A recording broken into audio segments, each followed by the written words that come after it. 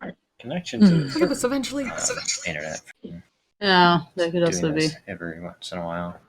Oh, I should probably pop up my character sheet too, shouldn't I? Might help.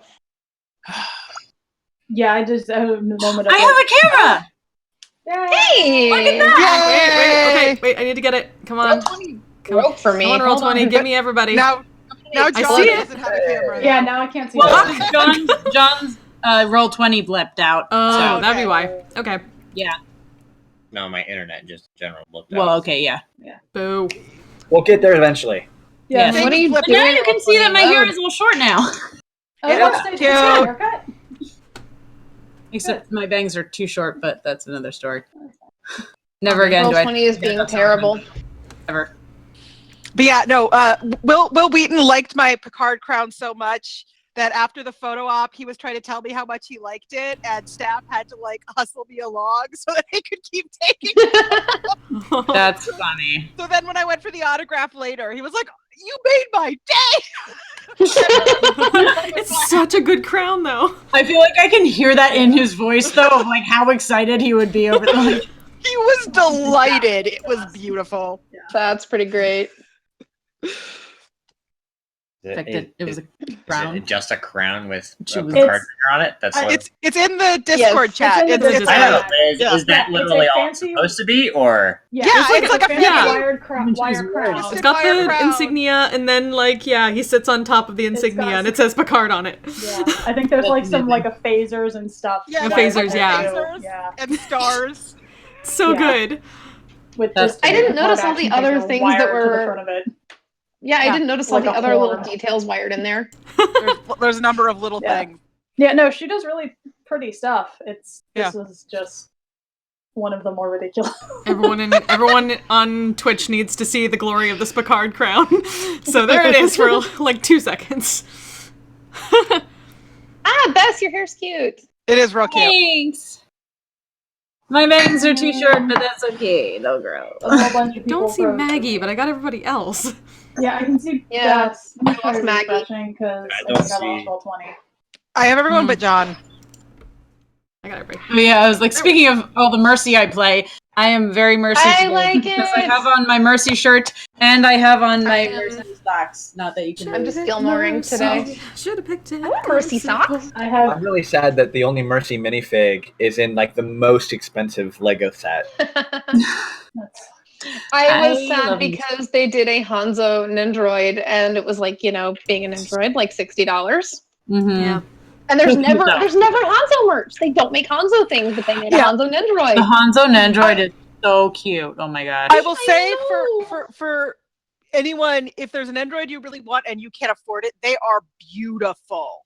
Yeah, no, that and the Like, Overwatch there ones weren't are all there like. weren't There's what been they a couple charged that for I've them, looked at, but because you have Yeah. all the Mercy. removable pieces and you can change how it looks and they're really well made. My work actually stocks them sometimes, so we got the Tracer and Main Androids. The May so I is actually really got cute. to see them at work, like in person, and they're adorable. Because I have a Victor and a Yuri. God, Mhm. I don't know, I have the free Kristen skate in Yuri there. one because they did it as like a convention special, so they were only selling it at at certain cons, and they happened to be selling it at A-Con, so I picked it up Oh.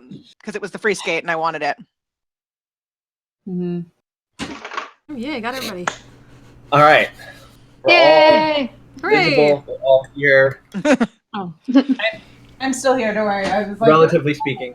In a As Bess sense. walks away. In the general vicinity. I grab iPad because it's easier. So last time, on Wild Times in Wildemount, you all had a bit of rest and downtime after a furious series of very deadly battles against all sorts of fell, dark creatures. You made good use of that downtime, with the exception of Gertanis, who pretty much slept most of it off. I would say that I'd was say that's making good use. Yeah. Yeah, That was Cortana good. now has her strength back. That seems Right. pretty good. Yeah. She is hearty and hale once again. You managed to continue your streak of finding herbalists with questionable chemical habits.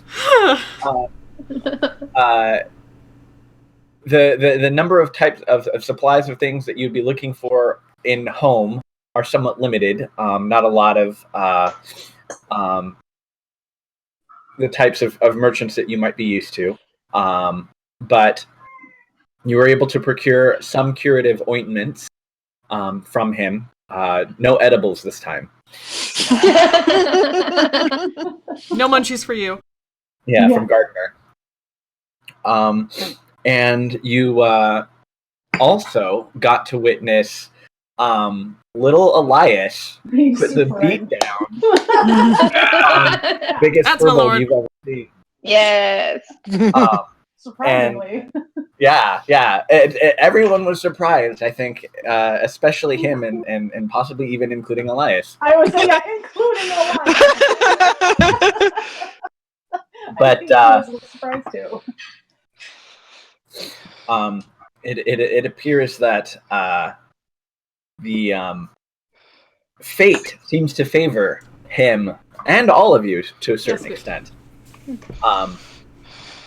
But there wasn't a whole lot of major activity. Things have been kind of quiet. There's been an occasional skirmish, usually encountering a solo monster out and about during the evenings, and occasionally during the day as well, but nothing that really sort of required a call or an alarm. And so you find yourselves waking up again in home with the pastoral sounds of bird calls and sunlight filtering in through the decorated windows of this small sort of cabin of sorts that you've been given use of during your stay. What would you like to do today? Number one, that's surreal, looking up at a ceiling and feeling a pillow. So Yeah. that took a second when she finally woke up. Everyone's got their own bed. Yeah. Peaceful That's quiet. new. We also discussed the feasibility of giving bad smut to a dragon. That was Yeah. I wasn't around for, but yeah. Oh, that's so good. I mean, if you're gonna use bad smut, you might as well give it to a chromatic dragon. ancient chromatic dragon. Good cause. Yep. Oh well. I mean, I think Wirio is going to use her time to make a flute for a dragon. Yeah. Yeah, I think the only other. And yeah, probably just generally making sure we've got everything we need. That we're ready for this. Yeah. I want to investigate some things, but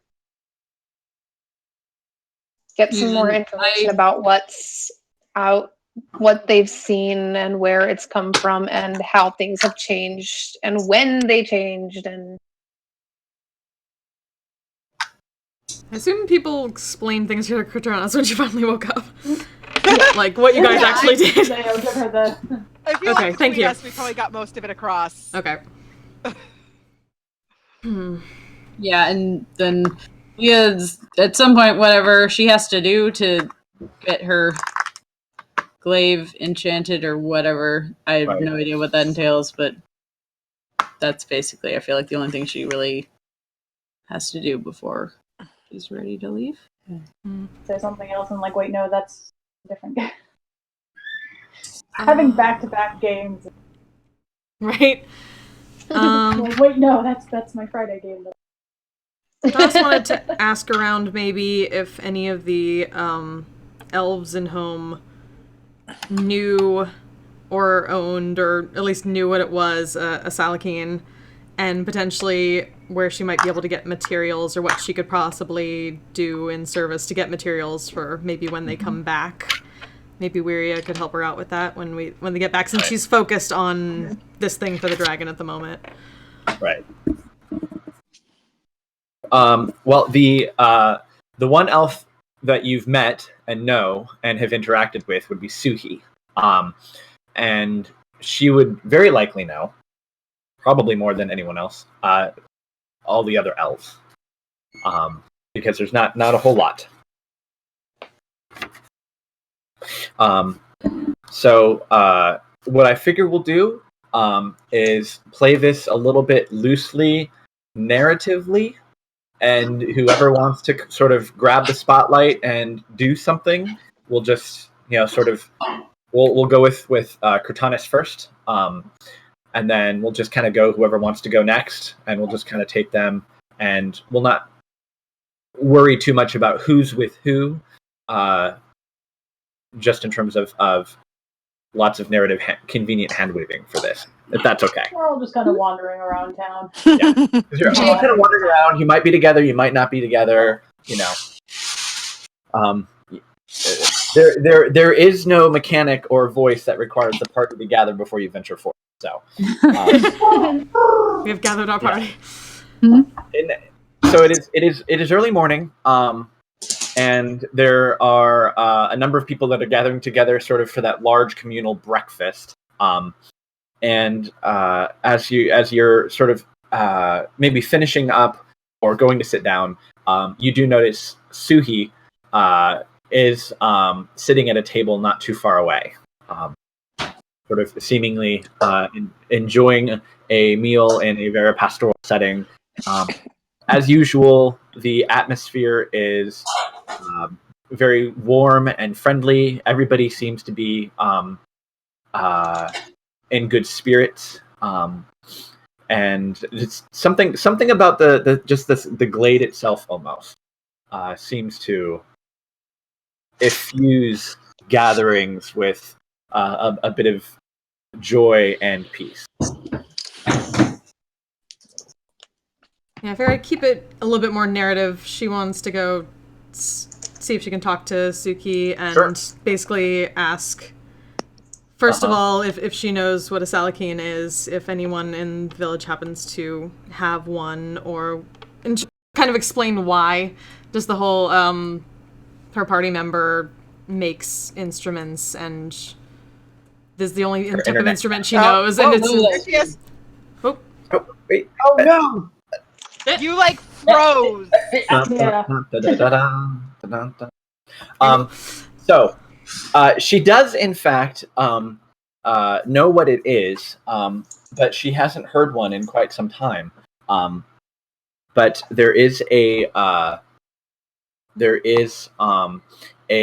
family who they've long since sort of abandoned the trade, but back in the day when they were still in Teliana, they were musicians. So the children have kind of abandoned it and put it down, but that you may find them, and they are. So here, let me type that in because Elvish names and all. Hold on a moment. Okay. Ooh. Okay.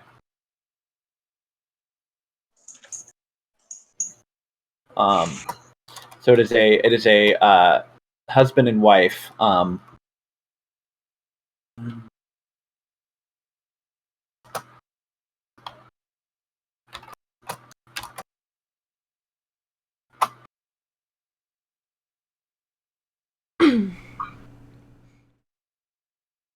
And aside from that, she'd be asking if she knew of anyone that needed any sort of odd jobs done that she could do quickly while they were still in town to get access to sort of the materials for that sort of thing.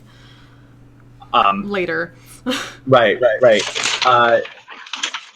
She sort of she's very kind of surprised, and is kind of scoffs at the idea of you doing an odd job for someone considering the service that you've done already. She sort of motions to you and everybody else, and gives you the name of a carpenter who goes by the name of Carver, as is the Furbolg way, who does a lot of fine work. So not like large scale building carpentry, but carving and that sort of thing. And just tell him that she sent you, and he would be more than happy to provide you with whatever sort of materials that you need. He probably would already know of you, if not have not necessarily having met you before. Okay. So, then I would thank her for that, and then start going to talk to them. But I guess later on, if I'm still focusing, the only other thing she wanted to do was at one point find Aiden and talk to him. Just kind of like, I guess they're going places. And, Aiden, I have a request of thee, if thou wouldst entertain it. Perhaps some questions as well, but those can wait. Yeah, one thing at a time. I noticed that thou hast been using much magic at range of late, when there aren't enemies, but I hath seen thee use swords before. Wouldst thou consider thyself a swordsman, to some extent? Well, I've certainly been trained in it. I mean, it's not like I always had this thing, you know. Just kind of gestures to the wrapped up coat under his arm. Just like nod at that and get a sense of it. We have fought many a monster of late. Creatures surviving on instinct. Instinct is important, of course. I have my instincts, but there hath not been many opponents that use proper sword technique in some time. I fear my recollection of some of my training may wane with lack of use, and I find learned technique also important. And memories are... It's like, basically. Yeah, she's just like, wrong. Like, Roundabout way of asking. Forgive me, I doth blather, but yes. Way, though. Yeah. Yeah, that's fine. I mean, I need something to occupy myself. 'Tis most appreciated. Thank you. Just like, took a second to think about it and then used you. Just kind of gonna, you're learning. Kind of. As Gordon hath taught me, mayhaps I need to change some vernacular. I am attempting. Hey, you know, you do what you think is how you feel comfortable, I guess. Was that it? You said a request and some questions? Yes, perhaps. I have been curious. What is it like? Suddenly having magic.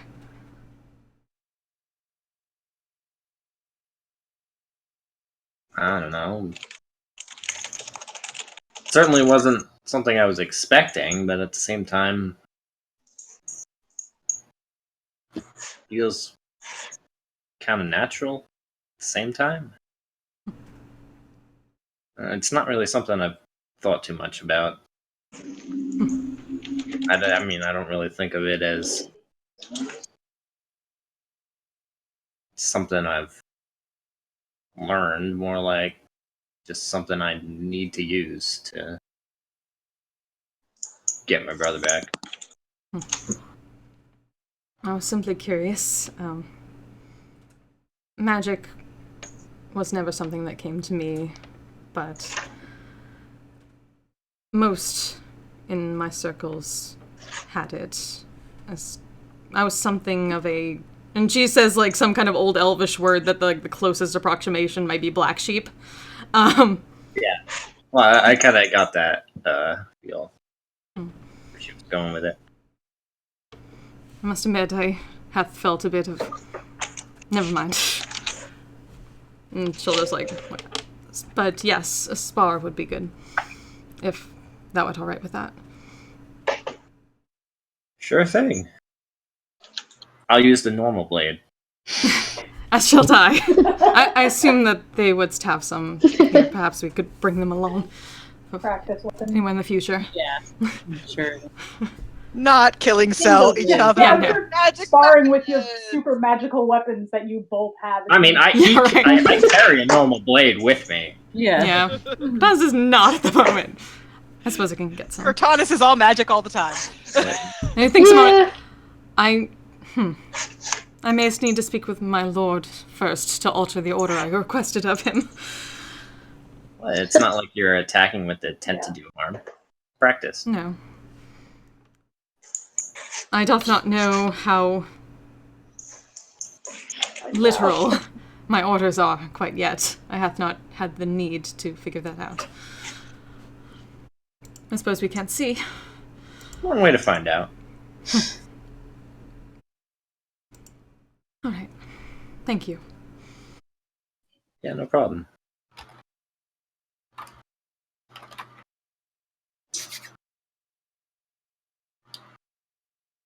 So, I did just have one more question, but perhaps during training. But yeah, I'll be around. I mean, I doesn't make a difference to me. was simply. Thou seemest to know about my artifact.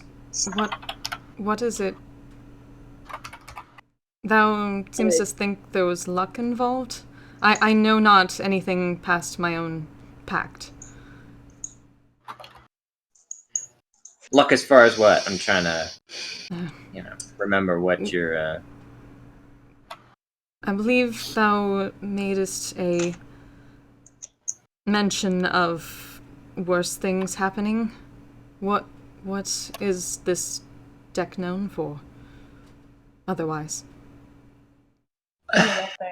I mean, it's not necessarily luck on your part as much as Elias's. Just what I was somewhat curious about. You know, it's It can kill you. All kinds of fun things. It can, in his case, he pulled something that summoned you, somebody to protect him. It can just as easily summon something to kill him as well. Among other things. Yeah. It's, it's a wide variety of good and Soul bad. could have ended up in a jar somewhere. Yeah. It's chaotic then. I suppose it would not change the outcome. I mean, it's a deck of cards. That is fair. I simply did not know, I did not ask. I suppose one who art begging cannot choose otherwise. I was simply a bit confused. Fair. I mean, it's not like I know every detail of it, but I've certainly learned certain things or, heard my brother spout certain things.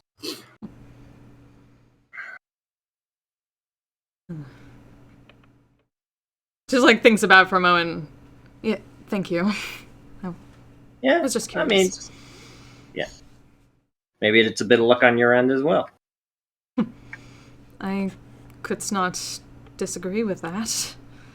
I can only imagine if I doth not remember previous owners, I would not know what they were like. So, perhaps I did get lucky. Good way to look at it. But I shall find you later for training. Thank you. I'll be around. Right. And she'll go to talk to the people and figure out stuff for later. Sorry, that's what I wanted to do. Okay.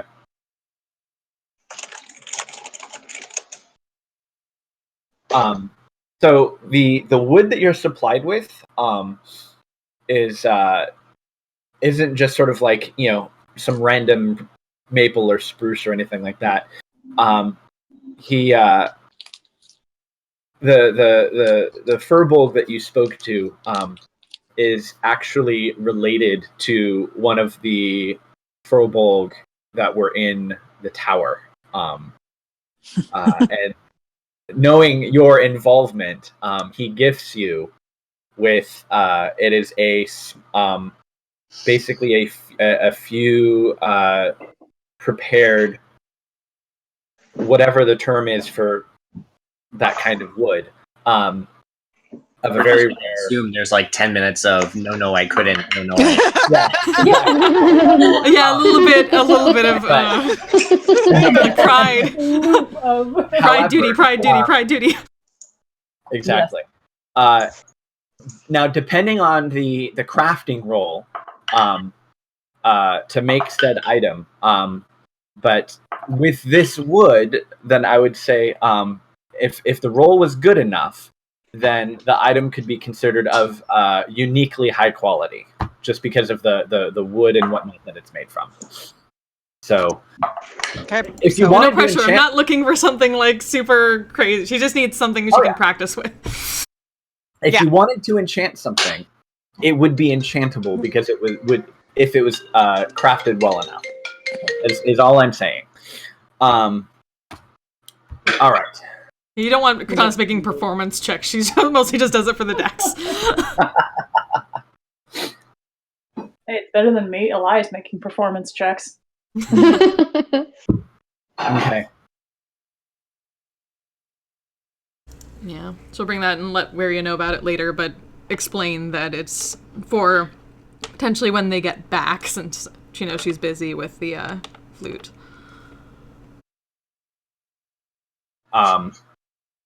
Anyone else would like to go next? I mean, I can go whenever. I don't know what Leah needs to do, though, so I don't know how long that's going to take if other people want to do things first.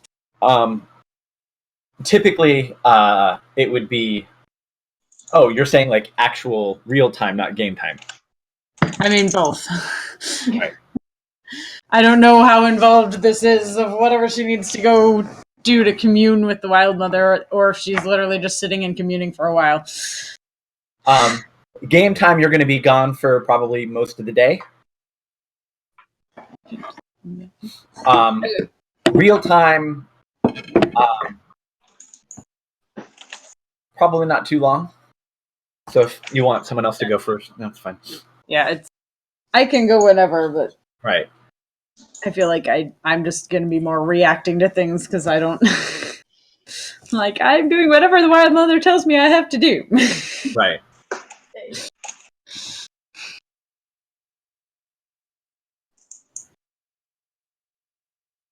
Okay, well then we can run with that. That's fine.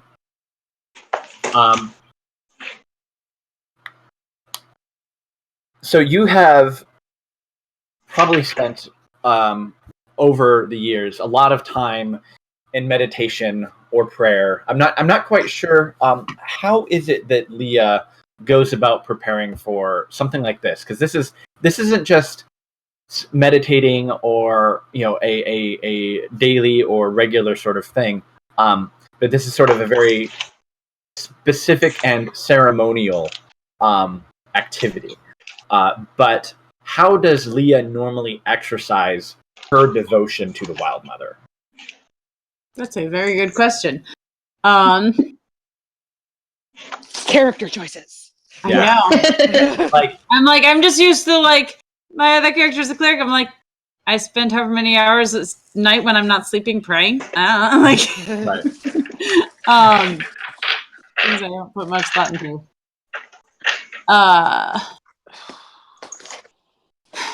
That's a good question. I mean, I feel like she probably does a good amount of the hunting and whatnot to gather food and stuff. So I feel like a lot of it is in that and her respecting the balance of nature and things like that, and acknowledging the fact that everything is from the Wild Mother. Right. Not a lot of ritual. Yeah, because Furbolg don't strike me as ritual people so much. Traditions. Yeah, traditions. Tea ceremonies and the like are probably Yeah. common. I feel like something like this, though, she would probably go out and I don't know if there's some, either typical clearing she would go to or whatever, and definitely spend some time in meditation, and just seeking direction. Sure. I feel like it's a lot of signs in nature that they look for, and just I feel like she would definitely take the day to also just get away from everything else and make sure that she is focused and knows what she's getting herself into as well. Okay. So then I would imagine this would be, unlike sort of the basic day-to-day type things that you might do while hunting or preparing or participating in the community, which is those are pretty much the expressions of devotion for the Wild Mother. This would be like almost a tea ceremony for one.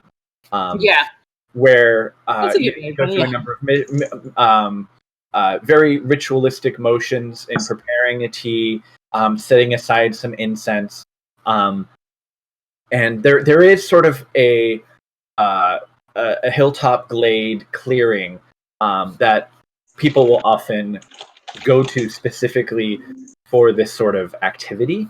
In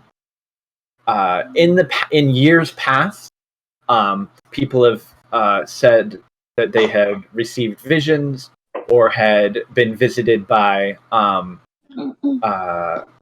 sometimes occasionally people had reported that they had been visited by a unicorn or other sort of creature known to be partial or in favor of the wild. And so you go through these motions.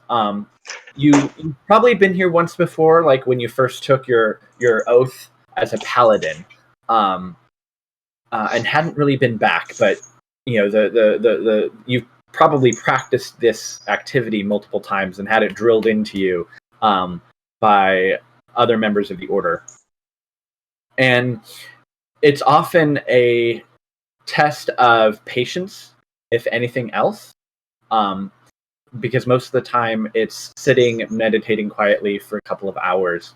And you go there probably mid-morning, perform the ritual, and sit and wait. And it stretches on throughout the day.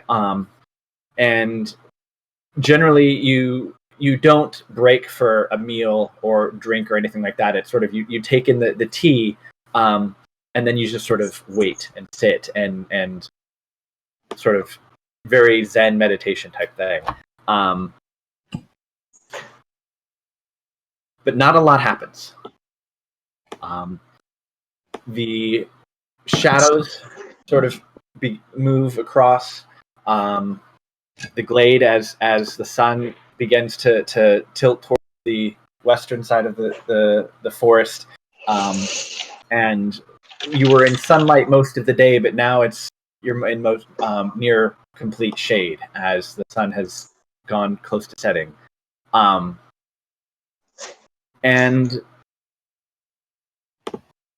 it was quiet, it was peaceful, but there wasn't anything that happened. Not everyone who goes and does this receives a message or a vision. But I would imagine that perhaps it stings a little bit nonetheless, especially the caretaker having said, you should go do this in preparation for your journey.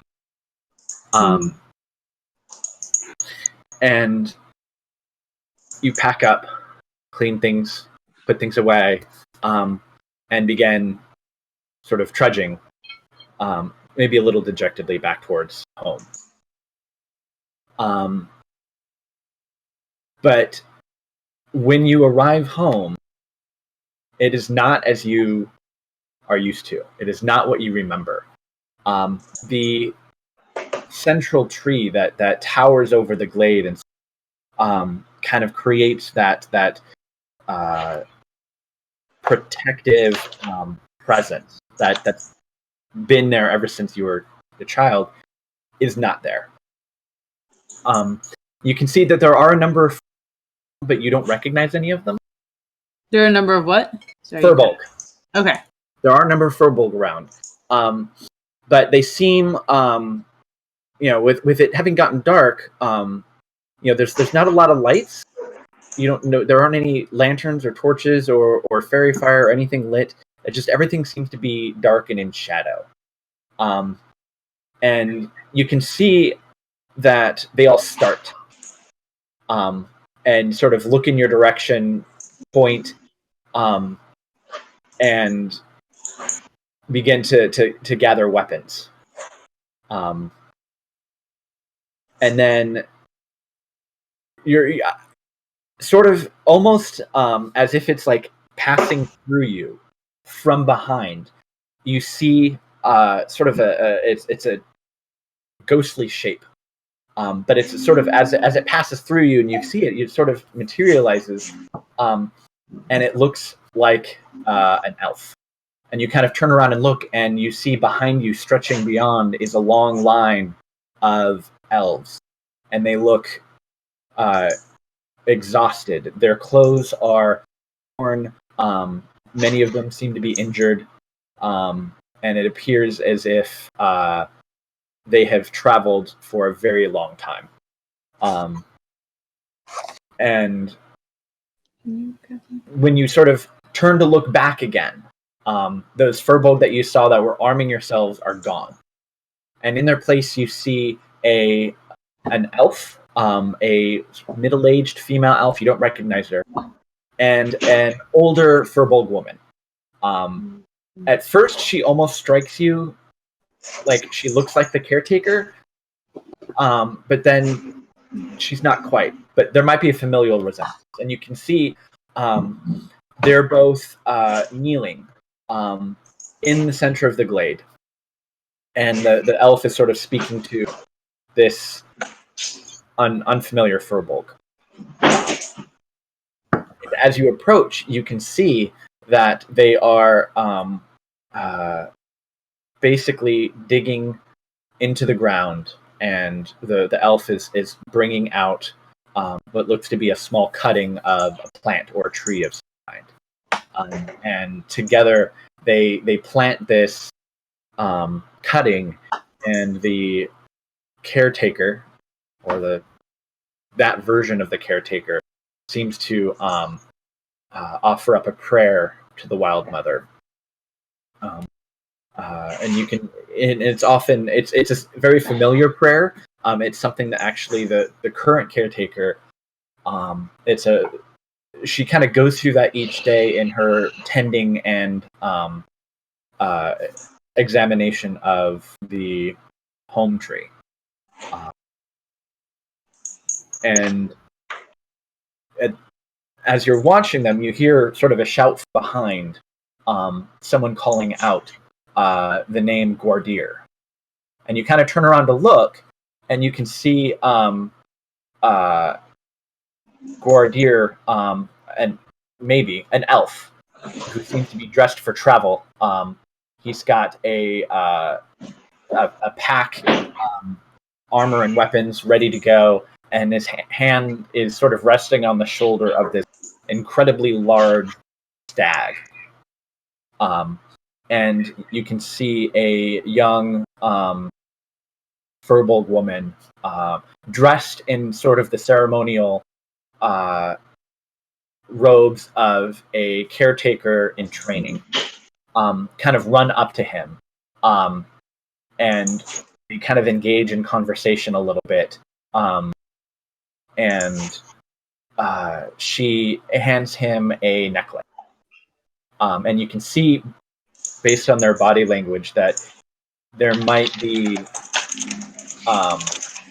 some element of some personal relationship between them. Between this caretaker in training and Gwardir, is it? Yes. Okay. Just making sure I was following.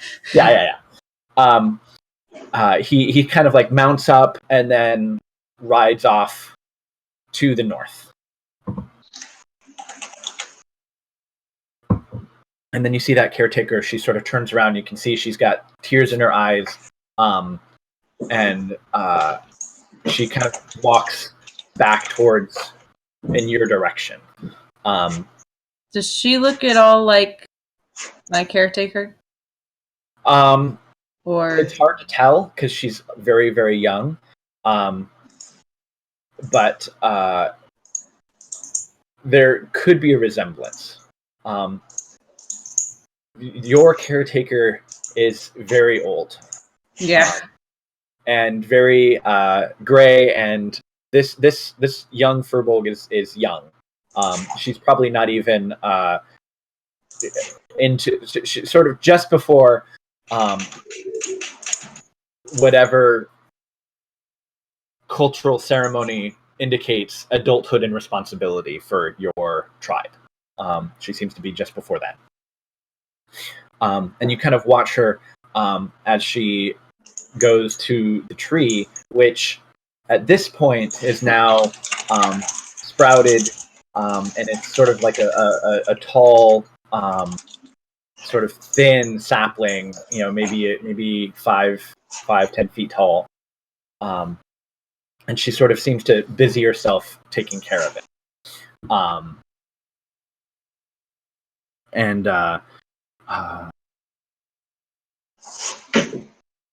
at that point, you sort of blink your eyes a little bit because it's everything looked as if it was through shadow or almost dreamlike. Mm-hmm. And at that point, everything sort of goes dark a little bit, and then you blink, and when you open your eyes, you can see you're still in the glade. And it is completely dark at this point. The sun has long set. It has gotten a little bit cold. But the moon is shining brightly down onto the glade, and you can see the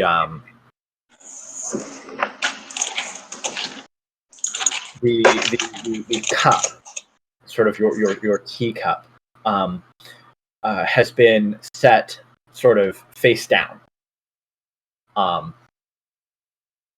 And when you pick it up, there's a seed, sort of think like walnut-sized seed of something underneath. That was unmistakably not there before. Mm-hmm.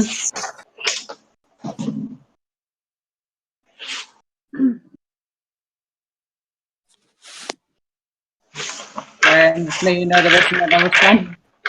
Say that again? I said I'm just making a note of this and then I will respond. Sorry. Sure. Okay.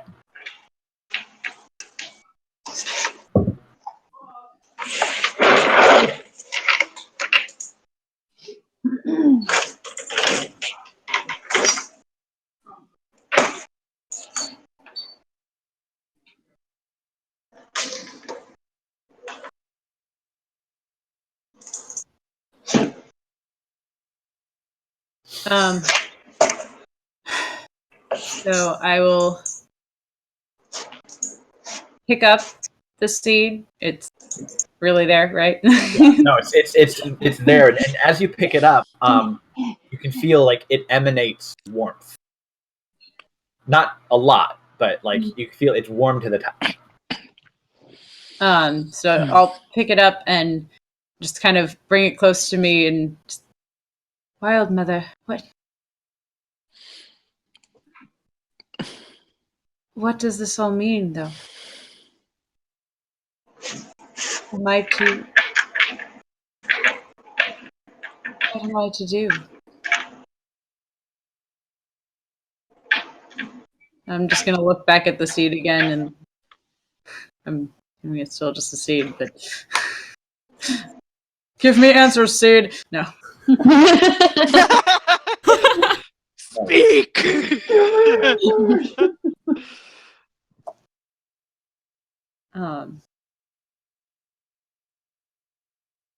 And I'm just replaying through what she just saw with them planting the other seed.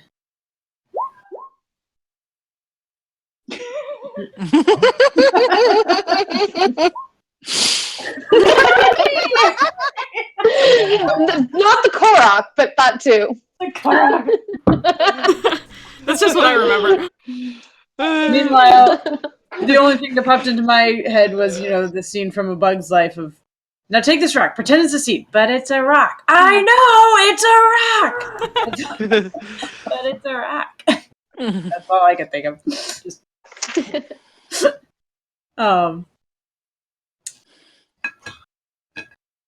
And just...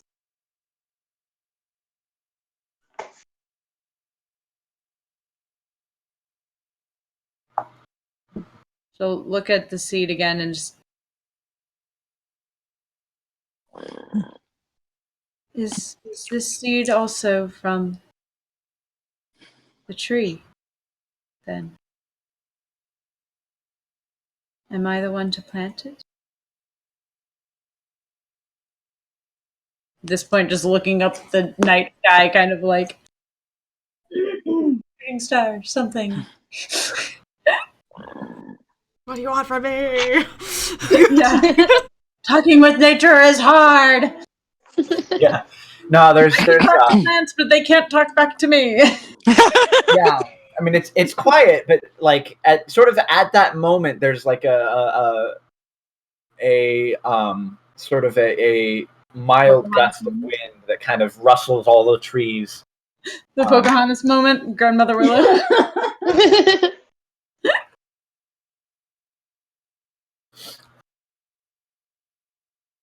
Am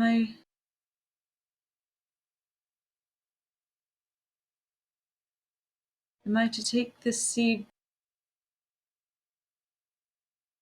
to Eliana, then? It gets warm in your hand. Much warmer than it was before. Am I to plant it? And will this bring life back to Teliana?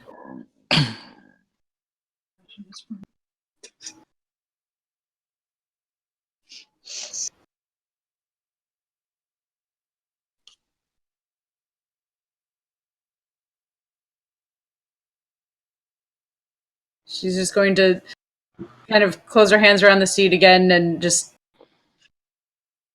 kind of, I guess, in a prayer to the Wild Mother and just say, Wild Mother, I pray you would use this seed to show me where it needs to go.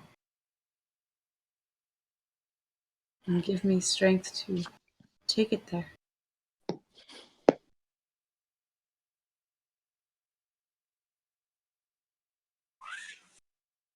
Mm-hmm. I'm assuming it's still just warm. Yeah.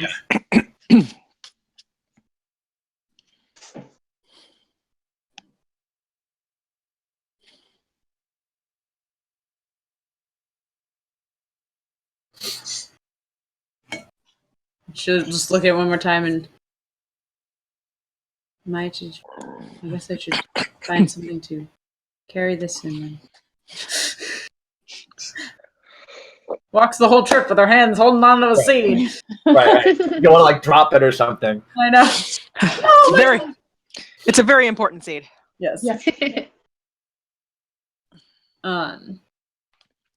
Which I feel like surely she either has just a small leather pouch, or could easily probably make one or get one. You have pockets of. Yeah, that's why I was like, I feel like it's like something. It has pockets. Yeah. But yeah, something that is, just kind of a dedicated dedicated spot of where she's just going to keep the seed and definitely keep it close to her so she can feel, its warmth. Right. using that kind of as a compass. It's like the hot and cold game. Warmer. Now you're colder. Nope. Now you're warmer. Yeah, it doesn't get warmer or colder. Yeah. I mean, there was a surge of warmth. Yeah. The once, but it's just sort of kind of maintaining a. You know, it's warm, kind of like when you pick up a phone that's been charging for a while and it's warm but not hot. It's like that. It's filled with energy and it emanates that as heat.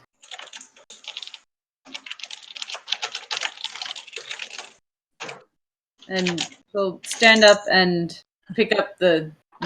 This time, really pack up the cup and the tea set. And just looking at the seat again, just perhaps the caretaker also might be able to shed some light.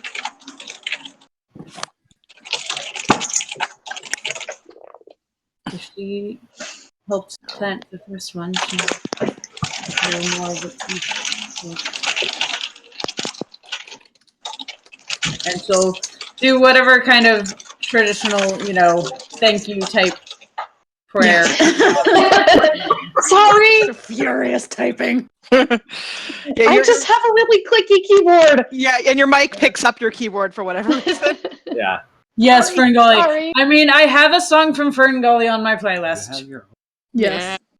Yeah, but it's easier just to pull. You have it pulled up because my screen's not as big as yours. Right. I don't have Okay. the time. Well, I guess I could because there's no battle. On your way back, it's sort of like eerily parallels.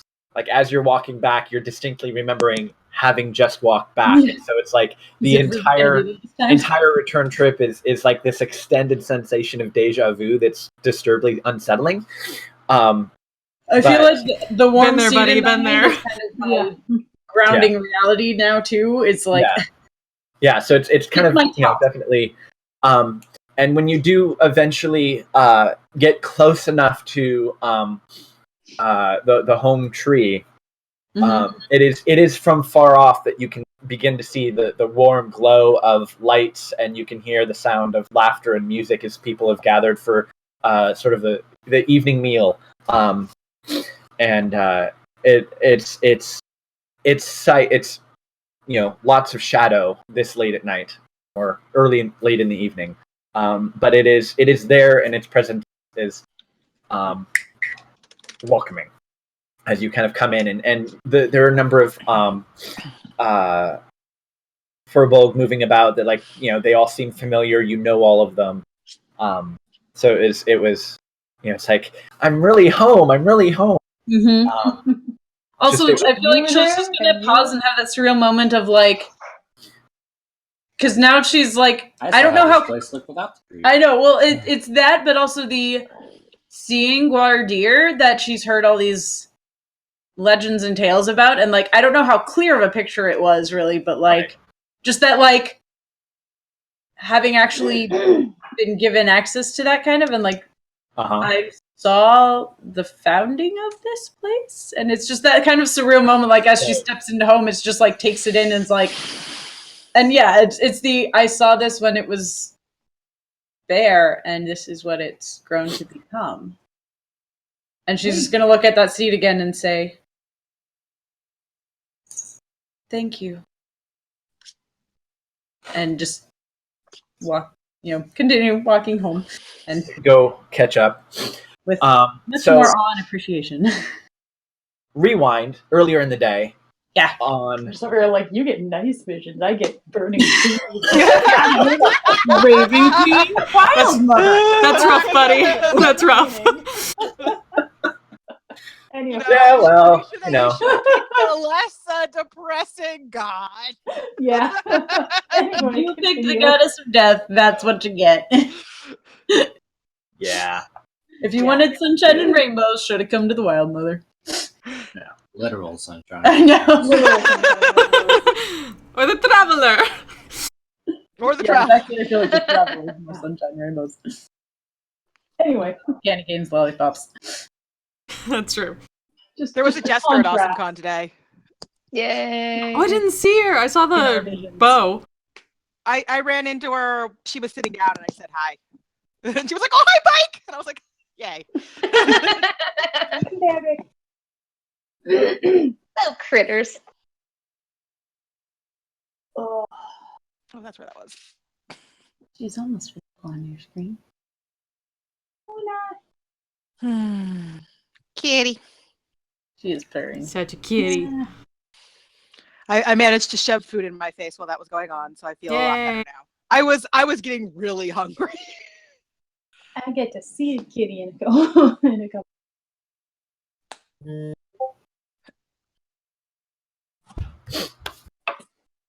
No.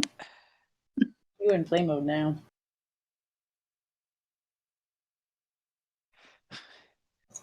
All right. So who's going to be next? I guess I could. Okay. I think I want to look for like the people who would actually be out there fighting these things, the scouts or the probably scouts. Hold on a second. There's a black cable in one of the drawers. Those charging Put the laser on the porch. any block. Because it's a regular USB, so it can go into any block. Yeah, it's like all Barry is planning to do is carve a flute.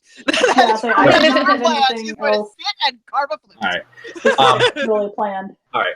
So your intention is to go basically just go on patrol. I want to get information. Oh, you want to go talk to them? Yes, Yes. that's right. You did say that. Okay. You're not gonna need plus? About all the information about what they found and whatnot. I want to know what's. Well, I can get to it when we get there. Sure.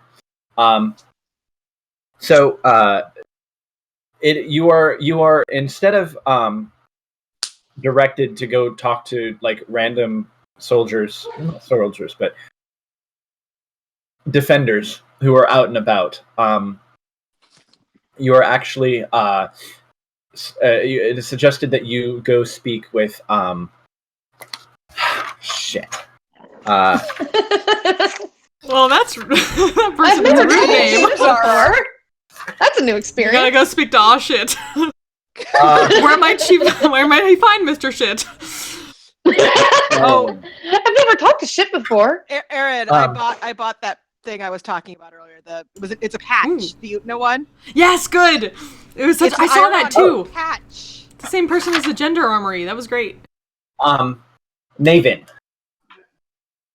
So this Maven? is Naven, yes.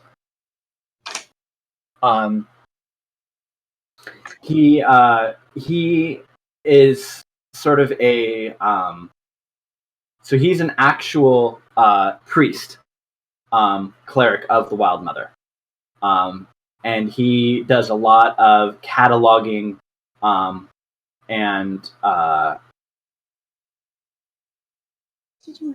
I'm double checking the spelling because it's something that Bess gave me. Oh, Naven or Yeah. Naevin, I think. Yeah. Thank you. Yep. So he is the one who does a lot of the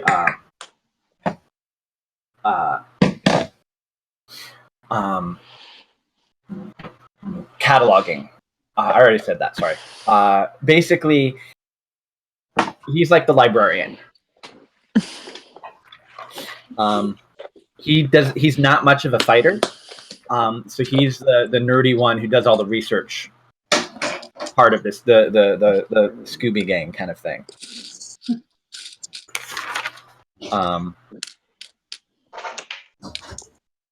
Naven is sort of his elven name that was given to him by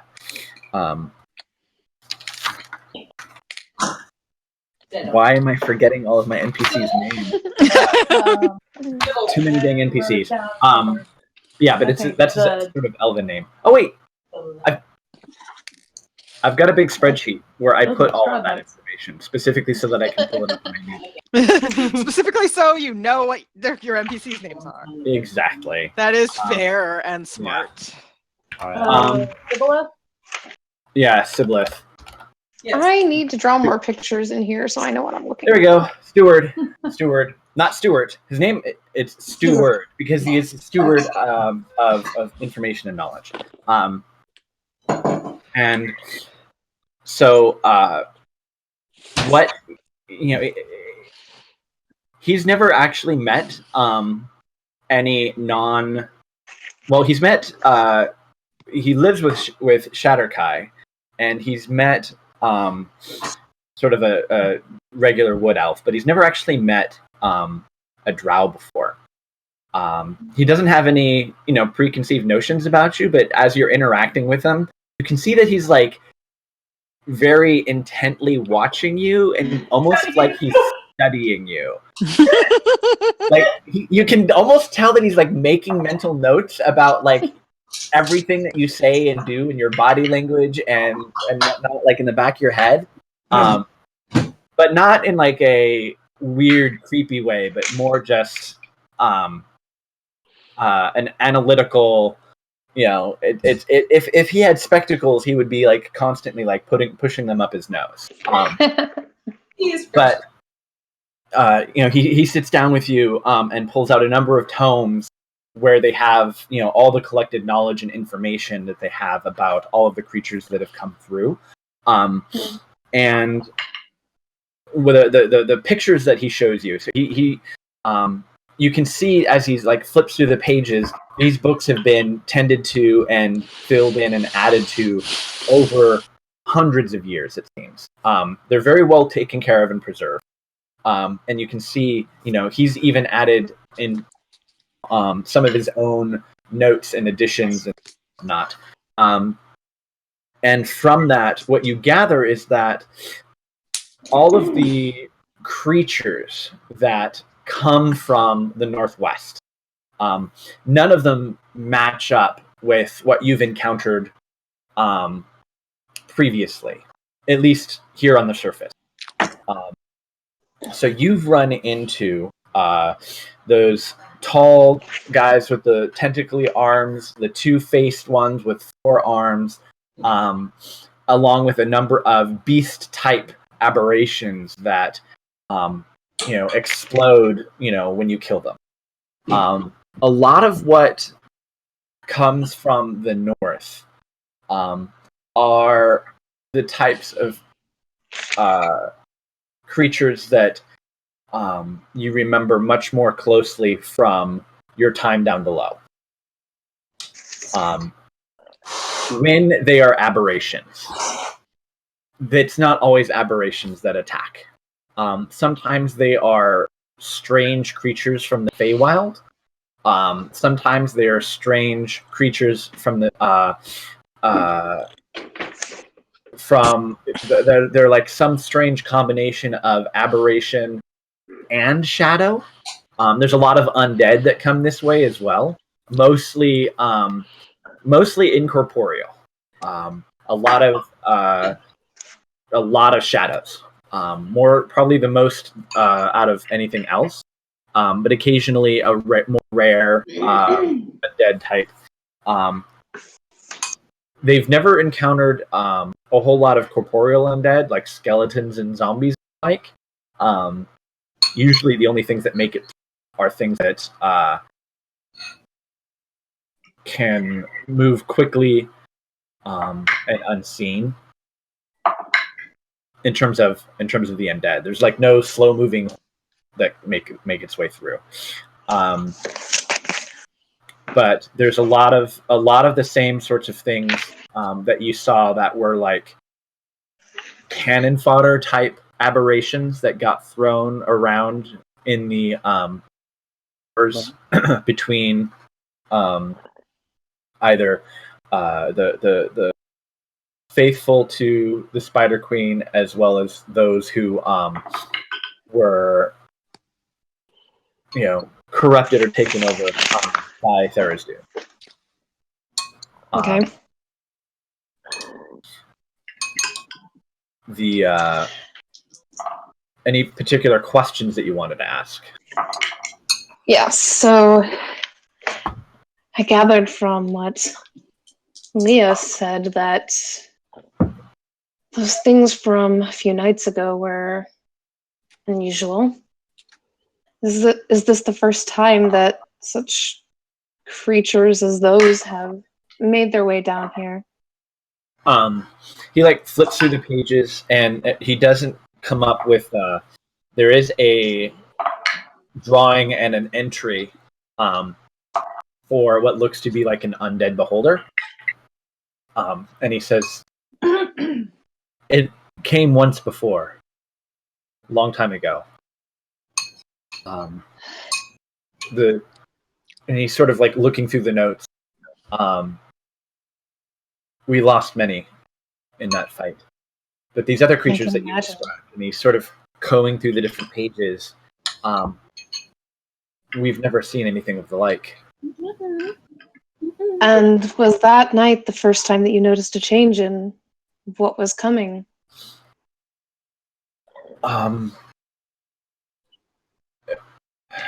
There's always strange creatures. But these were new. They weren't anything like what had come before. So this might be the first time that we've encountered something new, at least as long as I can remember, and going back for a number of through the work of previous stewards. Those four-legged ones that were like summoning shadow and darkness, those were new. Oh, that's fun. Have there been any other changes worth noting in the area around here might count for that?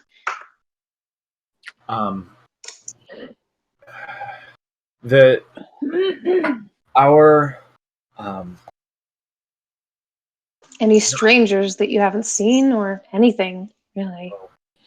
You're the only strangers that have been come by in quite some time. Usually, people don't come this far, knowing that the forest is so dangerous. We keep close watch on the forest, specifically for that sort of thing, to make sure that the dangers and the extra planar, the doesn't. Not that we can do much about it, but we keep an eye out for rifts and other such things to make sure that there is no corruption within home. We don't venture further north than our forest.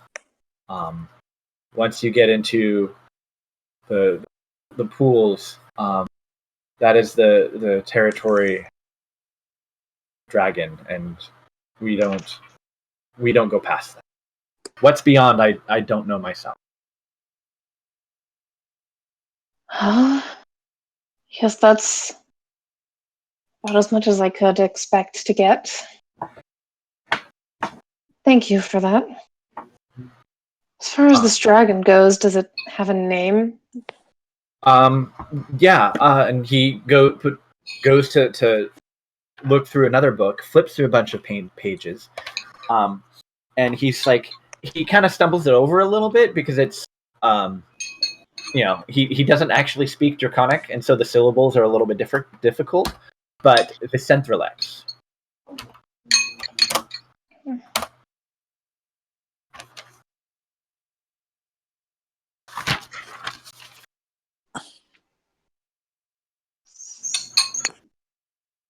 If we have to deal with a dragon, then knowing her name might be useful.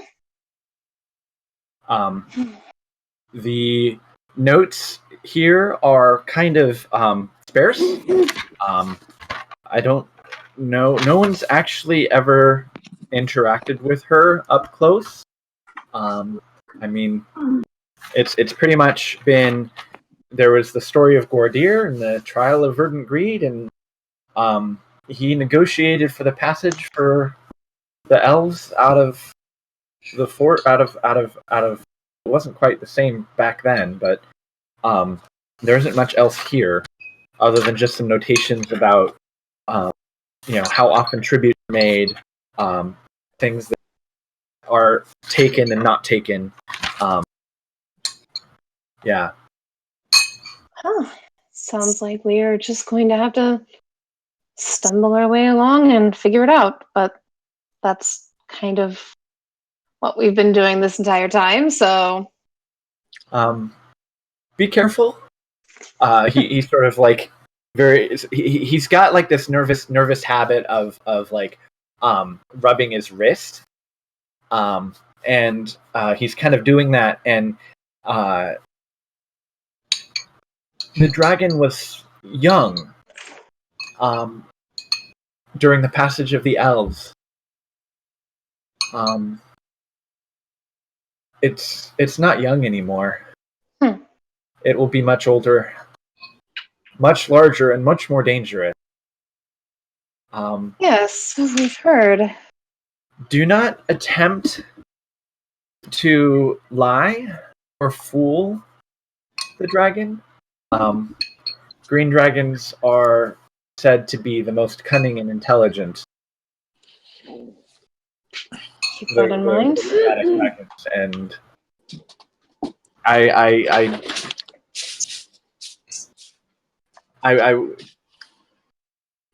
don't want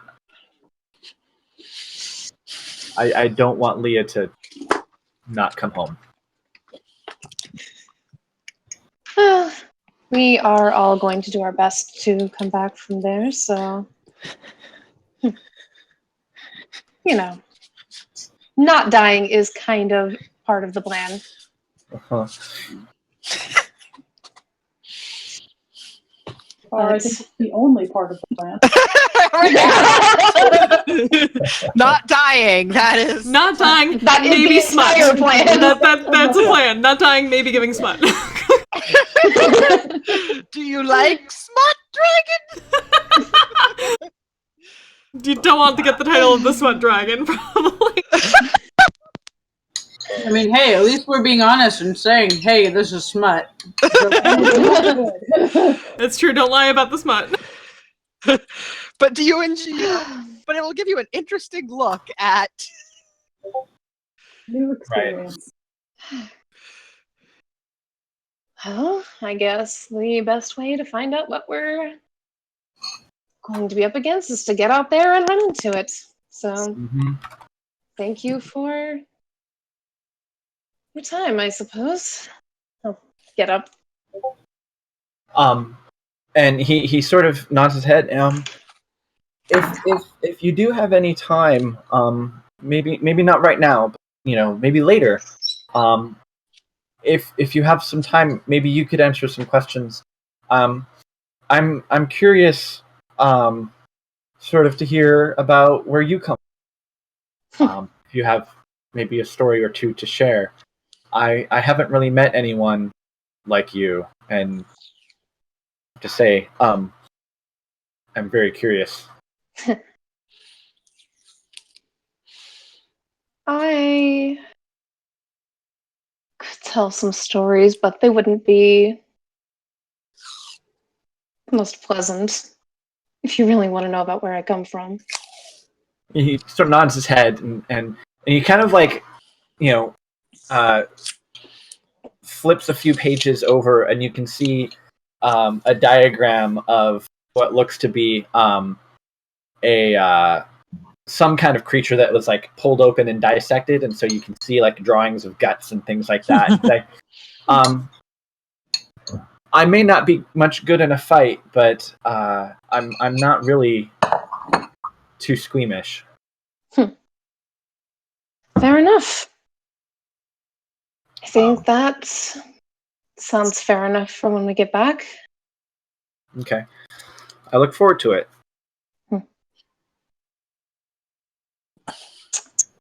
Well, we'll see if you say that then. But thank you for your help. Be careful. Don't die. That's the Have fun plan! storming the castle! Kind of wave over the shoulder while walking out. Right.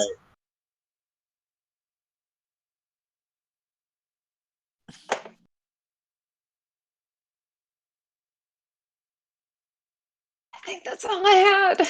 Okay. Anyone else? I mean, all Weary is planning to do, I mean, she will talk to anyone who wants to talk, but we don't need to roleplay those conversations out. That's just Weary talking to people. Right. Not about anything Yeah. in particular, just people. Yeah. Most anyone you encounter or talk to or have a conversation with finds you all kinds of adorable and charming because you are so sweet. because I am itty bitty. Right. A wee small. Yeah. And then, I mean, she's gonna make a flute. Right. So I think if it's crafting in D&D is very not clear. Loosey goosey. But I would imagine that if you just sort of the intention is to make something as high quality as you can. I would presume. Yes. I would say we could probably make that as a series of crafting rolls over a few days because it would take some time to make the thing. So I would say let's see.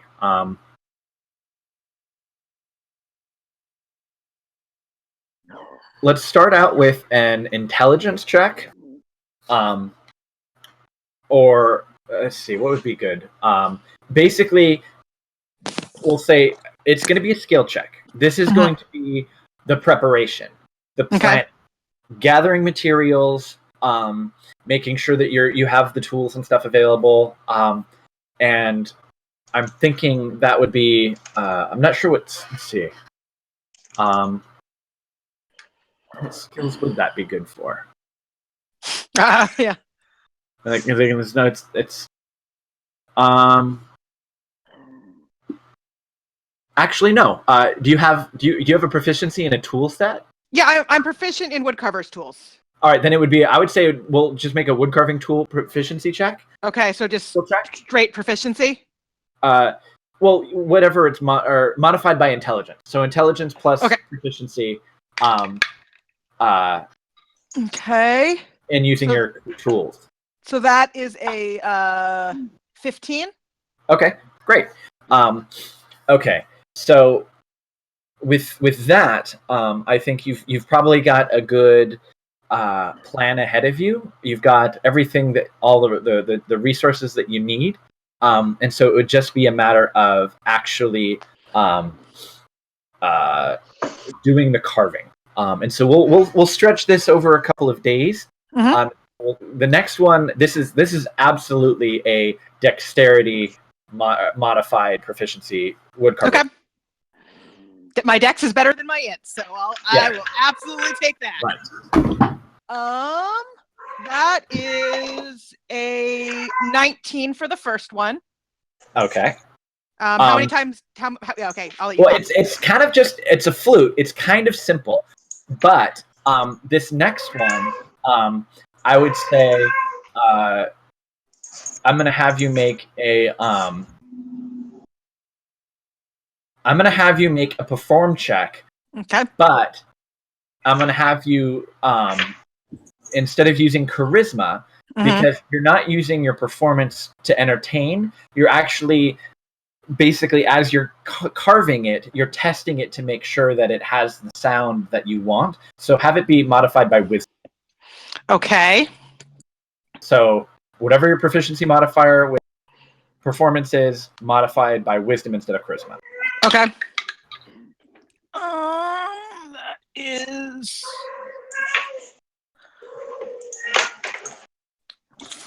14 plus 3 for proficiency plus 1 for wisdom, so 18. Okay. So at the end of 3 days, you have carved a very high quality wooden flute that has a very clear and warm tone to it. So it is not like a masterpiece. Right. But it is good quality. It is carved in the style of your sort of passed down halfling knowledge. So it is a flute particular to halfling. I would say halfling culture. Cool. So it's a particular style, whatever that would be. If I knew more information about flutes, I could probably pick one out. I'll just say it is a wooden halfling. Cool. Yeah. Luckily, the worst roll of that list was the dexterity based one, because that was an 11, but I added 8 to it. Yes, that was good.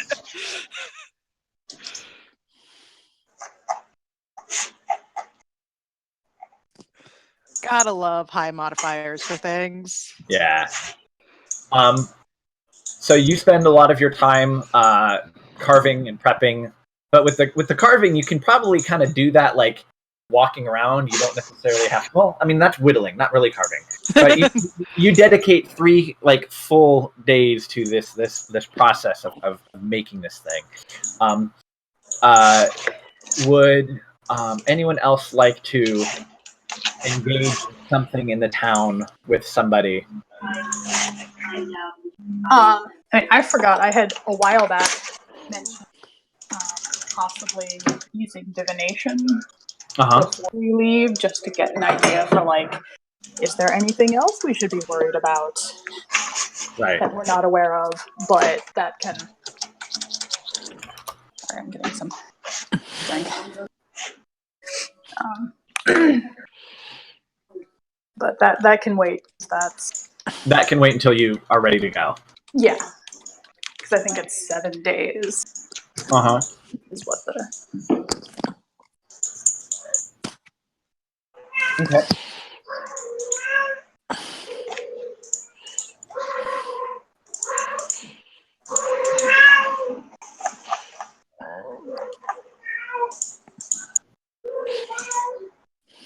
Oh, poor kitty. Oh. Okay. Pushy cat.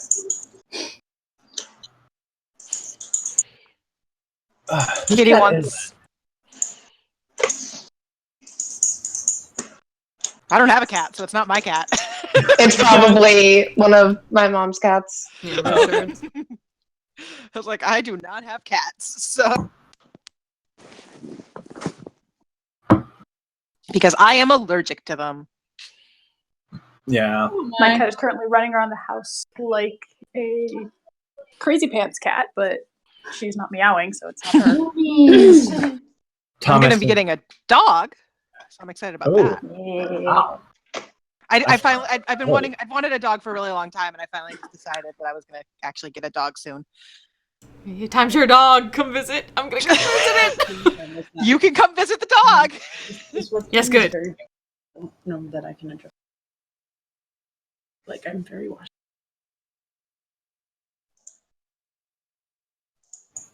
So we have villaged. Yep. Such village. We have been people in a We've been village. We've been the village people, yes. All right. Okay, so Maggie had said something, but she stepped away. Yeah. Sorry, I'm here. Okay. It's just checking in about going to see Endgame. I'm behind on yes, I'm on Marvel movies, so I probably won't go see Endgame in theaters because I'm behind on Marvel movies. We are seeing it tomorrow. Whee! Yay! That's why I was checking with my sister to figure out what time we want to go see it. Yeah. Anyway. You were going to divination, but that's the end.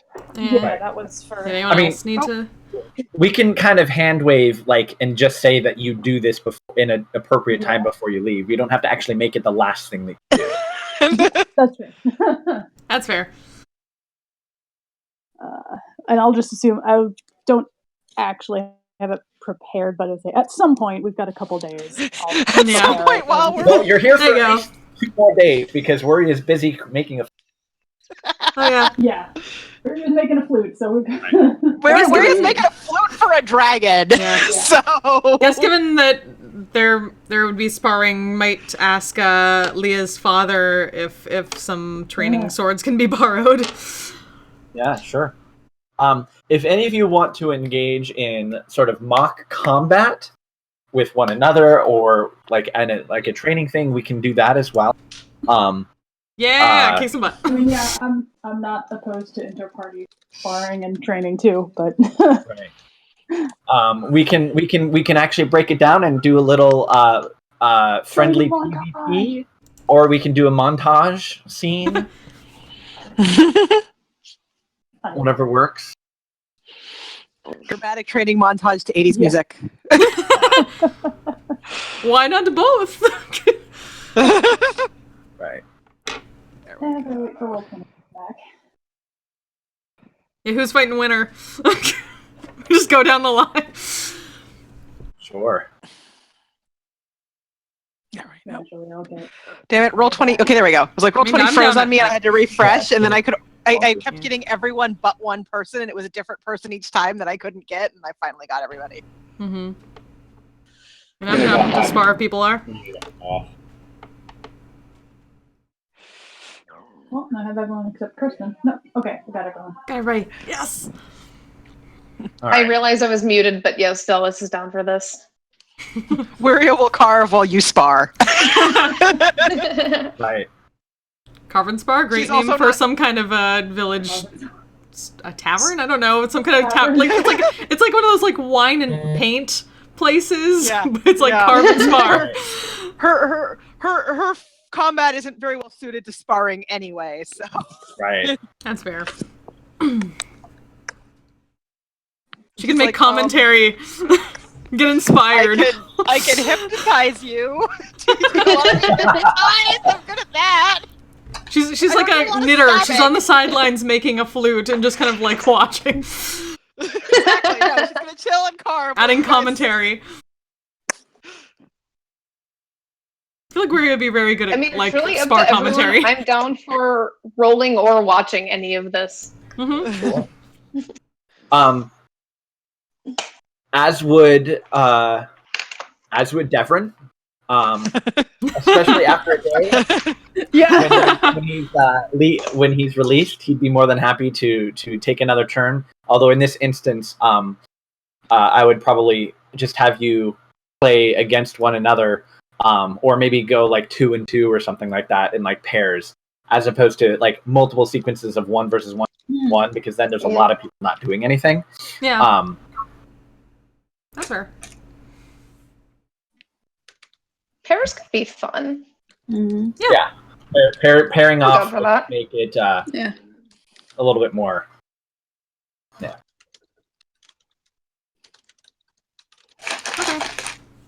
Okay. Which one is better today? No, not you. I'm not gonna lie, Bellis would kind of like to spar against Cortanus if there's pairing up happening, though.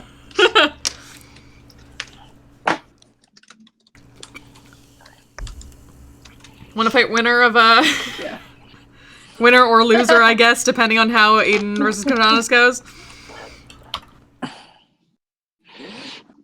Works for me. All right. So maybe at some point, over a couple of days, Devrin is back up to fighting form, and is more than happy to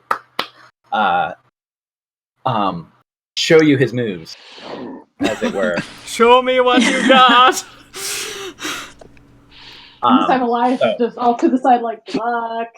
Yeah. Who is going to square off against whom? Well, Aiden agreed, so I guess. Cortanus and Aiden. Okay, so Thomas and Aiden. You're gonna do just 1-on-1 at first? I 'Cause figured. if you specifically wanted to like play it like a 1-on-1 sparring session, totally cool. What we might do is maybe a larger group after that. Mm-hmm. If I just figured so like the pairing off was like 2 people fighting at the same time. It just goes back and forth between the groups as they're rolling. That's what I thought. Same combat, yeah. Not actually like two versus. I was thinking like two versus. Oh, yeah, I didn't know. But it could be. No, that's fine too.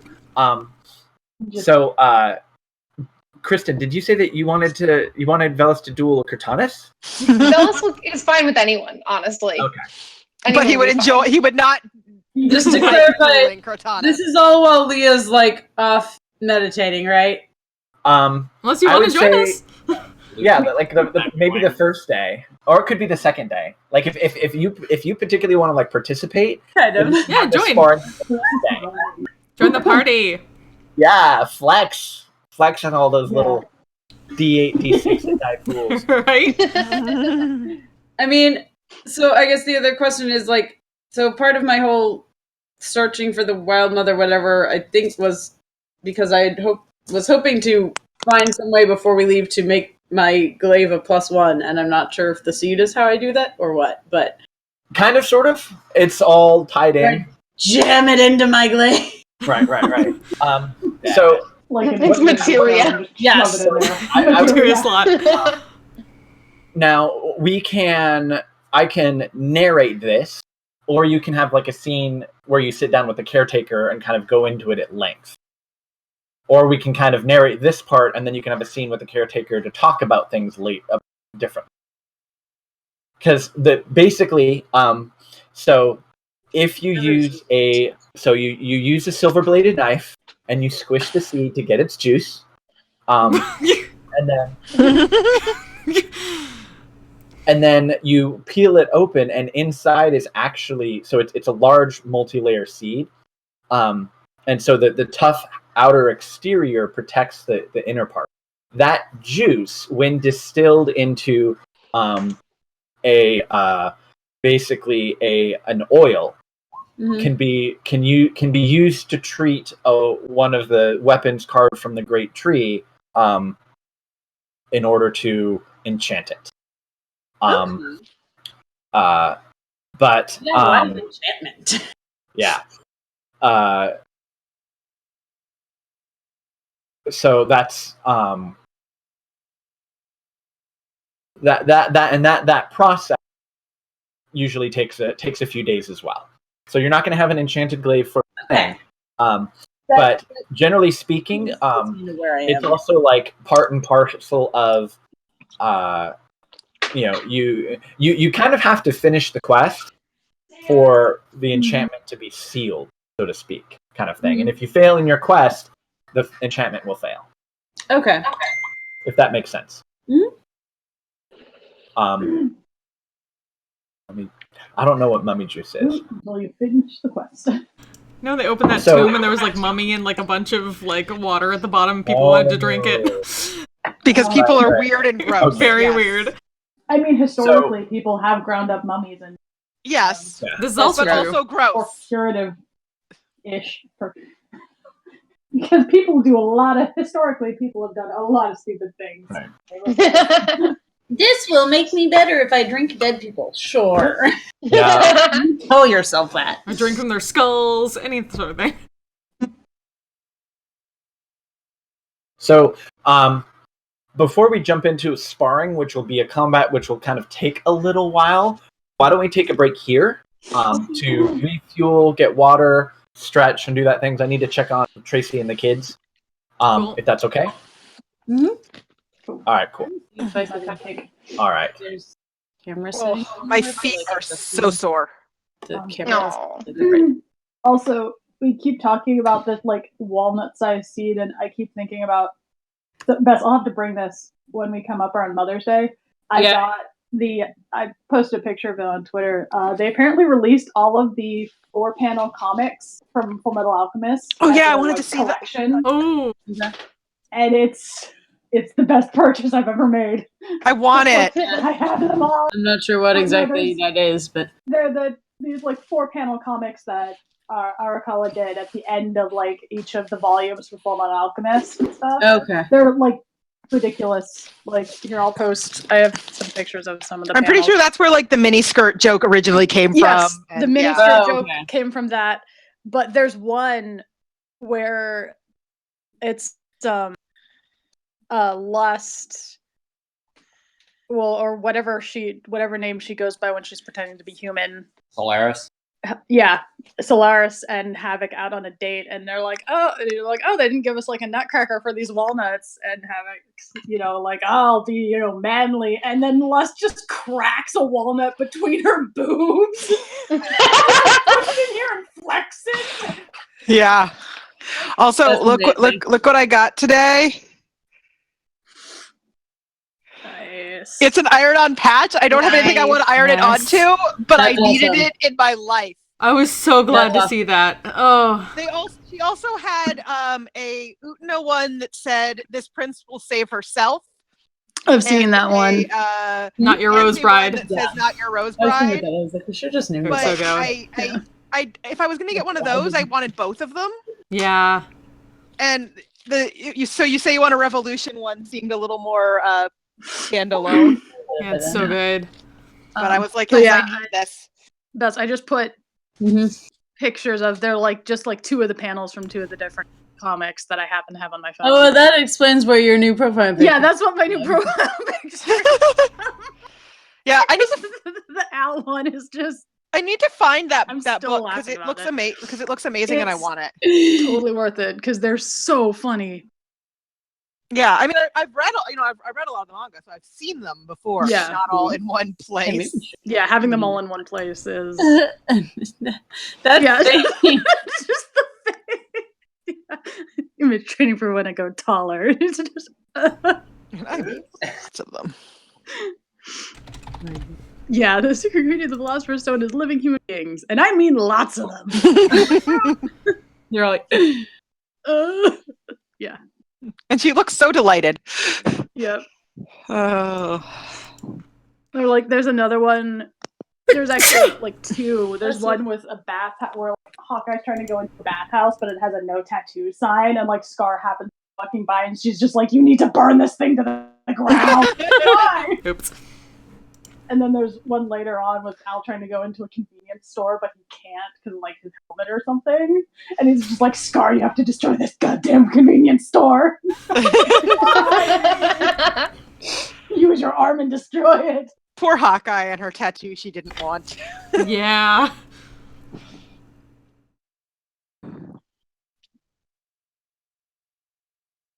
did I ever tell you? But yeah, I'll bring it. I've been watching the new Fruits Basket. It's so good. Oh, I need It's to see so it. Oh. I need to watch yesterday's episode still. Hawkeye and Mustang. I watched it last night because I was eating dinner and then I was working on Yuri, and I was like, I will watch Fruits Basket while I eat dinner, and then I will work on Yuri and watch old Fruits Basket because that is how I Yeah. am.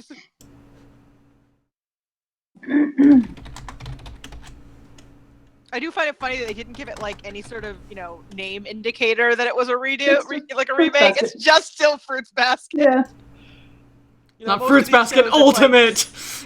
something, yeah. Well, usually there's like Usually a there's some like kind of, Full Metal yeah, Alchemist Brotherhood or I know, Ultimate. which is what would they? And Fruits Basket was like, why? Okay, think it's it's just all what Fruits would it- Basket, everything. Yeah. Fruits Basket, the basketing.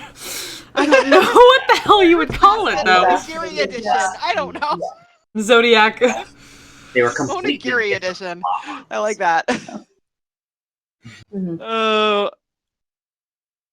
I I love feel the like show that's though. why they had the brother. I mean, at least with like Mm-hmm. with Fruits Basket, the art style is because it's more closer to like the Enough its own manga, thing. so the art style is different It enough. has its own thing. And it's like That- immediately obvious of, oh, this is different. Yeah, I mean, obviously I'm not going to get confused between the two while I'm I'm saying for, watching like, it, but People So looking Fruits at it Basket and like, Crystal. Wait, this is obviously different. Yeah, it's more like like you look at Crystal compared to the '90s and right. Angel Sailor Moon. It's like, oh, this is obviously different. Mhm. Right. Whereas, But even like, Crystal had a Hellsing- word to make that. Yeah. Whereas like Brotherhood, especially like It's very Brotherhood similar or Hellsing visually. Ultimate are very similar visually. They are. I mean, was the original Fruits Basket that far off from the manga, or is it just? My understanding of it was it just just didn't. It didn't go there's a lot this of far, huh? Yeah, there's a lot of stuff that just didn't get included. Right. And I mean, I think she mean like it's not so much that the content was different, but the art style in the new one is. I mean, like Momiji I haven't watched it is yet. identical, and it's weird, but great. Yeah, we haven't watched the new one yet, but Not for lack of wanting to. I mean, Yeah, I'll get to it. you're not actually mentioned it. You've just like been like, Well, you're let's the one watch Kuroko every time. because you're the one that started me on it, and now I want to keep watching it. Yes. I'm not You're going playing to a basket? stop in the middle and watch. Yeah. The basketball one? Also, I love that I saw a snippet of an interview with If you haven't watched them, Sarazanmai, Tsukihara's new anime. Ooh. Apparently, the reason it is the way it is because nobody stopped him. what anime? It's Sarazanmai. I think I'm remembering right. It's the director that did Revolutionary Girl Utena and Sailor Moon S and Penguin. I haven't actually seen that. But he. I kind of want to see Penguin Drum, but Penguin Drum, yeah. It's like I've been meaning to at least check that one. But no, this one is very horror, and there was an interview where he was like, "Yeah, I kept expecting someone to say no, you can't do that, but nobody did. So here we are. So it just happened. So now there's middle school age boys that turn into kappas. Their get sucked out of their butts. It's very weird. I mean, it's very on brand for her. Yeah, I was gonna say. I mean, this is very who we're on talking. brand. Yeah, like I still remember the first time I watched Utena. Yeah, I was like, "This is a show." Very on brand. Utena made a little more sense the second time around. Yeah, well, I mean, the thing with Utena is Yeah. Utena is like really weirdly philosophical. Yeah. It also made more sense when I had like the Wikipedia and I think the TV tropes article pulled up alongside rewatching it and was like, all of the things that everything is freaking metaphor. The metaphors are freaking metaphors. Wikipedia. Utena made more sense to me after I took a literature and existentialism class in college. that makes sense. I'm sure. I was like, oh, this is what everything is. Yeah, well, I just remember back when I was doing research on Miki, which I still want to cosplay him with you guys someday. But Student council. Yeah. But I was doing research just like on his character and stuff, and there's this whole like, because I feel like it was in the wiki or whatever, there's literally a whole page dedicated to his freaking stopwatch. And Yeah. like what it means and all of the different times on it. Yep. And I forget now because somebody went through and like found like they took all of the times, and I think they basically said like if you do the like consecutive runtime of the entire show and find those like stop points, it actually like whatever those segments are like all coincide, but I forget what they all have to do with or whatever. But I was like, this is really weird, and I'm not even and it's all just fan theory, so I'm like, I'm not even sure if it's correct, and the fans aren't even sure if it's correct. It might be this thing, but it could also be this, or it could just be he's really random and he just likes timing things. You know, or just that. You've never seen it. But yeah, no, I took a class in college on the literature and existentialism, and I was like, Correct. this is fascinating. I wrote my final paper for that class on Twin Peaks. I watched Nice. it far longer than I could have written on Utena. That would have been very interesting, but I think It that would would've have been required a bit more bit more, background yeah. from the professor. Whereas Twin Peaks for is a Twin little Peaks, more he at least knew what it was. Yeah. Yeah. Oh, Drusha, did I show you my splurge from con? Is it dice? No. No. It's TARDIS. It's a ukulele case. TARDIS ukulele case, and it's very pretty. It came with an actual uke inside it, but I gave that to Nice. Phoebe. That was her stipulation for allowing me to buy it. It was from Kristen Sirota. The only thing I bought was the patch, but then I'd spent a bunch of money because I got the VIP badge, so I figured I wasn't allowed to spend a lot of money. Yeah. And then most of the things didn't like jump out at me, so. Kellyanne said she's gonna try to make me a ukulele case Ita bag. Like, yes, I need that in my life. Because I spent so much money on that VIP pass, and it was worth it because I jumped all the lines, and it's the only reason I was able to get all of my autographs today. Because I'm sure. I finished up at like 6:30 with autographs, and there were still people in some of the lines, mostly Brent Spiner and Marina Sirtis. Yeah. Brent Spiner was taking a lot of time with people, and I don't know why Marina Sirtis' line was longer than some of the others, but it was no criticism of her. Just why do you have a longer line than Gates McFadden? I don't know. They were all very, very nice. Though. Will Wheaton is like so freaking charismatic in person. Oh my god. Yeah, that makes sense. Just having he is watched him so friendly and like nice. I could hope. Yeah. Also, the panel was hilarious. Good. Well, I mean, you got Will and Brent and like really all of them.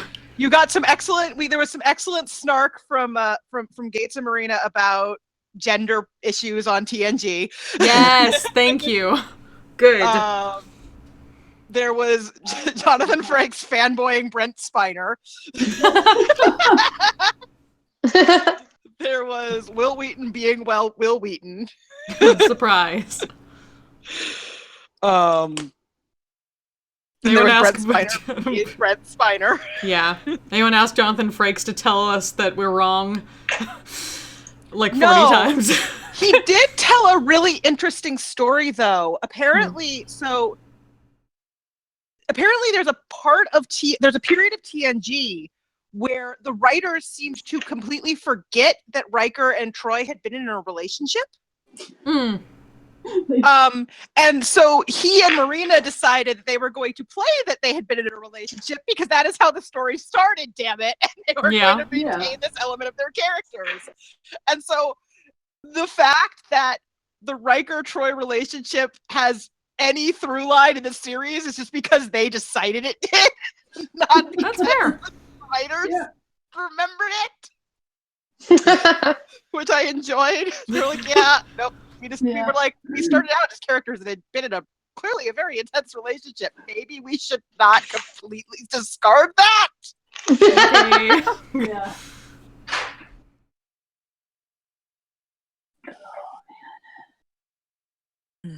Oh no, I am breaking Photoshop hardcore. Oh no. Yeah, Phoebe and I totally started watching Beyond Belief Fact or Fiction. We were like, heck with this first season. Who is this person that's not Jonathan Frakes narrating it? We're going to season 2. Tell us we're wrong, Jonathan Frakes. Tell us we're wrong. He is lovely. It's such an hilariously bad show, too.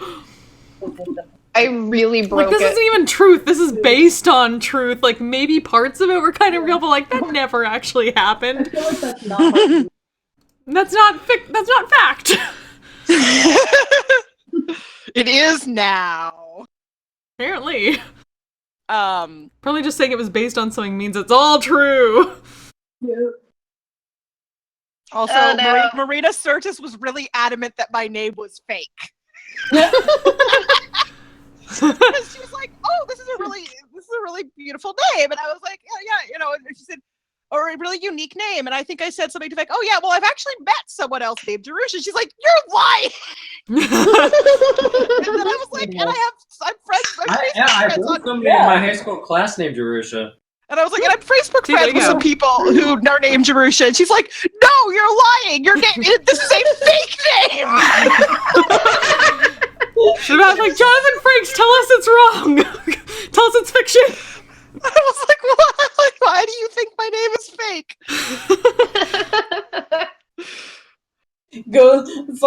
Goes back to hotel room, Googles the name Jerusha. Is this the real thing? Is this the real life? Gates McFadden said it was lovely, but Gates McFadden is a lovely person. Did not claim it was she fake. like lovely.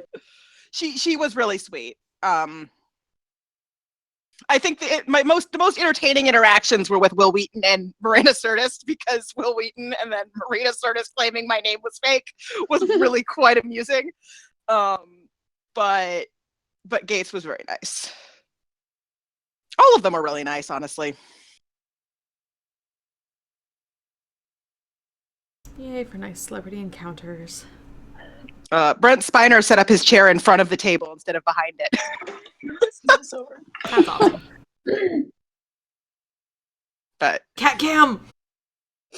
Yay, cat!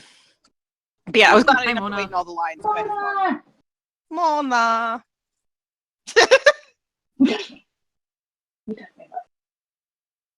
Weirdos. Why are you touching?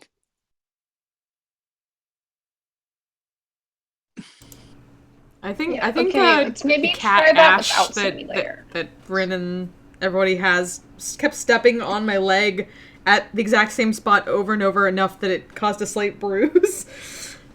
Oh, we were no. trying to watch Discovery last night. Oh, Ash?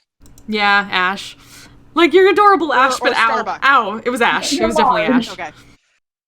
You're adorable, but you're very large. Yeah, it's like, oh, the same exact spot. All the pressure. No, don't put your entire body weight on that. Yeah. Yeah. I'm excited to get a dog when I get a dog. Yes. I'm gonna go through a rescue, I'm sure. Yeah. But I need to save up some money and get everything sorted. A friend of mine just put out a call on Facebook if anyone was looking for a dog that didn't have kids. Okay. I guess it's not a kid-friendly dog, but it is apparently a cute dog.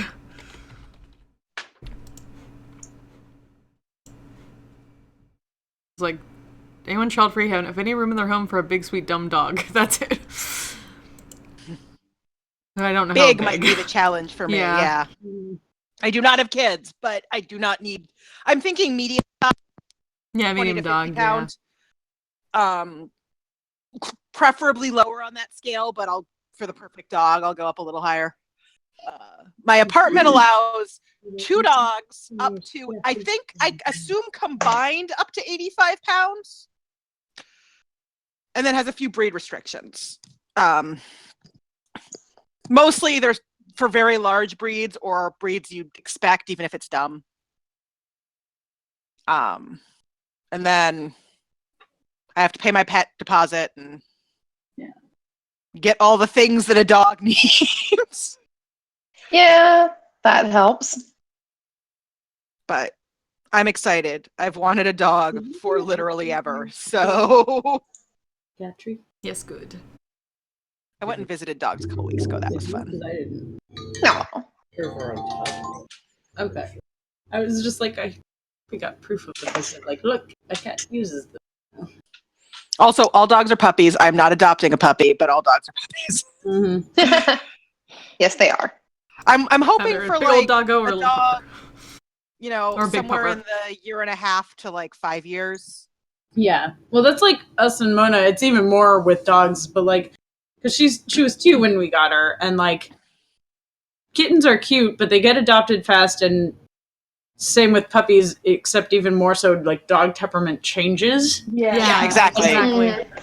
Puppies are really hard to tell what they're actually going to be like, and puppies get adopted all the time. So, well, and also like puppy, depending on how young the puppy is, you have to deal with house training. You have to deal with puppy energy. Mm-hmm. My parents' dog, current dog Lily Bell, who is now old, she's an old lady, was adopted as a puppy, and we originally were planning to adopt a slightly older dog. It ended up being a good choice in that instance because we had my dog Patches, and we wanted to adopt another dog. He was getting old, and we wanted to adopt another dog, not so much so we would have another dog when he passed, but because his energy was getting low, and we were hoping it would help. And he really did not like her at first, but she was a stubborn puppy who wanted to be his friend and eventually won him over. And an older dog might not have been as good at that. Yeah. So it ended up working out. She was also a crazy smart dog. That's cool. She is a border collie mix. Yeah, the border collies are really smart. Okay, so Sometimes I the think most she's ridiculous smarter than thing a I lot got of people. from Tori, but it's a bunny waffle.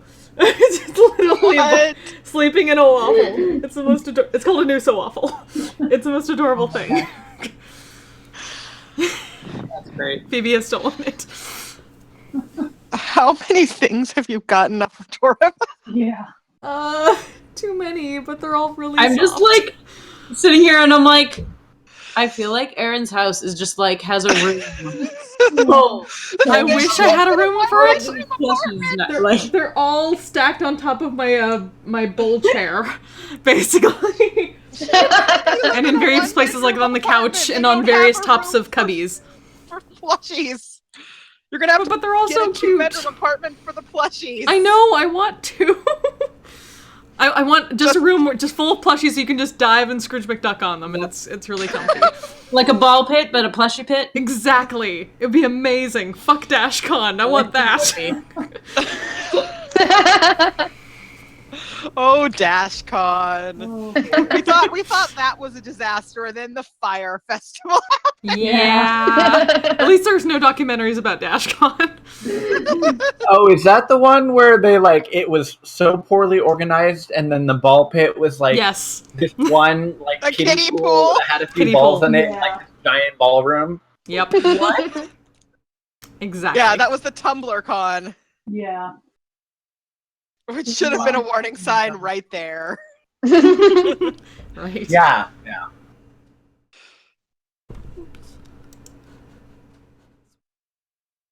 So it's X number of days later, and you find yourselves gathered in the clearing where they hold drills and training for all of the Furbolg warriors in the tribe.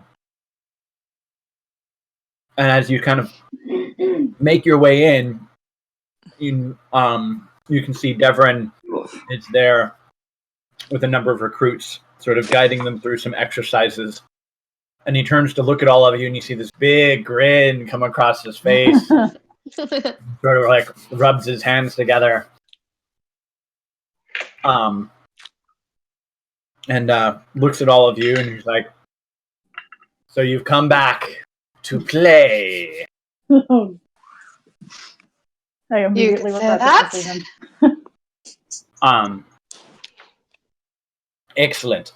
And he actually instructs all of the people he's working with to basically, go take a rest and watch. You will learn things today. There's some pressure. Yeah. And he walks over, and this time you can see he goes through and he starts buckling on some leather armor. He was unarmored before. Yeah. So he starts buckling on some leather armor. That was probably also working in my favor. Mhm. And then he goes over to get his staff, which is, it's about 7 feet long, about that big around. It is massive. And he picks it up like it was nothing and is sort of absent-mindedly twirling it like some, band drum major. I'm gonna refresh my page because I can't see Brendan. I'll reconnect too. So I was like, because you were on John's screen, but my screen just never. You're out for me too. All right, let me Can see try. you all. Oh, well, here, yeah. Let me. Yeah. I see it's everybody. Weird. Hang on here. 'Cause it's also not letting me pull out the side tab. So let me just try reloading the page. I was about to say, this is probably like the Avengers showing up at your gym to train. Okay. Probably more Galaxy. I don't even We are the Avengers. far off, actually. I don't think we're cool enough for the Avengers. No, we are so. No, we're literally Galaxy. no, we're the Dovengers from Persona 5. It's just that. Yeah. He plants his staff and kind of looks at all of you and he says, "So how are we doing this today? I see that more than one of you is here to play. Yes. Charles is very confused every time he says this is Brought playing. Maria says, "Have fun storming the Make castle." note in book. Play equals sparring, fighting. Oh yeah. It does for him. Shoot, what is Does when you're his giant title? turbo. What was his title? Champion. Champion. Champion. Wrote it down somewhere, I think. Master Which Champion. is also What's a fighter I? subclass. Yes. What's I Which be I able just- to Oh my. borrow Okay. 2 training blades from thee? You. She's pause a second. She's trying. He points his staff over to a basically it's like a rack I know. where there's a number of different wooden training I still have no Brendan. implements. Right. Brendan, can you see me now? No, you're still Because Bailey. I refreshed and I can I see both I still. can- you both. odd. So Yeah, both of your and you cameras can see are everyone. working. yeah, because John can see you, but I can't. Still, it's weird. I'm gonna just Just- reload my page. You and Brendan don't like each other. You're and Brendan's cameras computers don't Cams like are each other. fighting. We're gonna fight. Cam Oh, fire. Yeah. Brendan knows Brendan I now. have that Cam Logitech. spar. Go Cam Yeah. spar.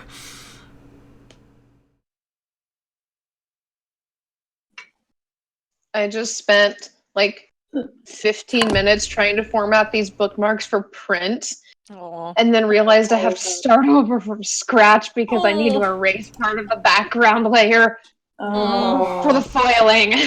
I was terrified. I Aw. thought that all the work that I did, like updating my overlay for streaming, had gotten deleted somehow because I couldn't find it. But I just found out the UI interface for Streamlabs was just being wonky and not showing me the correct profile. I'm like, fuck you! I was worried. That actually does mean that this will be easier when I go to redo it, though. That's good. Actually, Well, that's good. a lot easier. I mean, it's going to take longer to clean up, but I can make it work. That would have been cute, except it wasn't putting focus down. Yes, Cortanis will go pick up a couple, as close to, like, saber-style rapiers that looking wooden things that you can find, maybe, like, longsword, if not. But she keeps her regular blades actually in their holsters for the moment. It's gonna be a little bit awkward.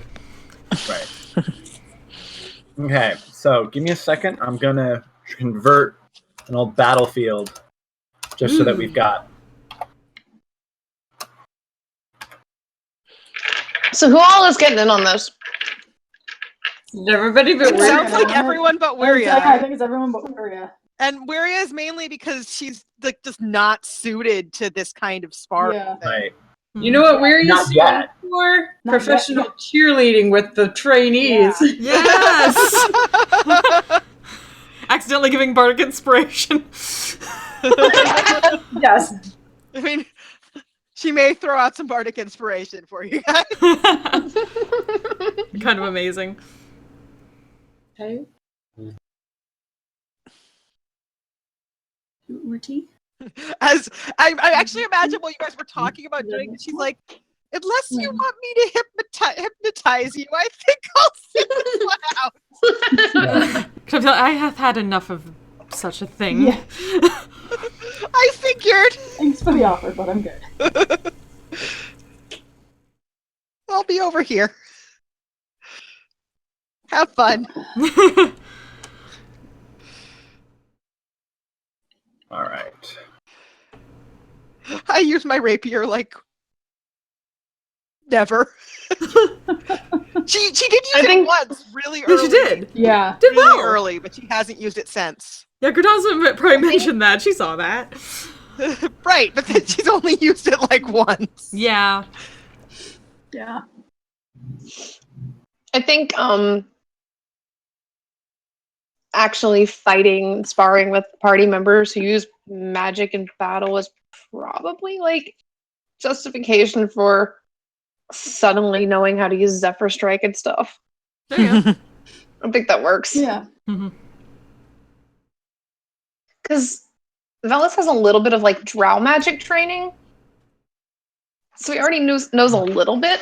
Just a matter of applying it in the way he fights. Mm-hmm.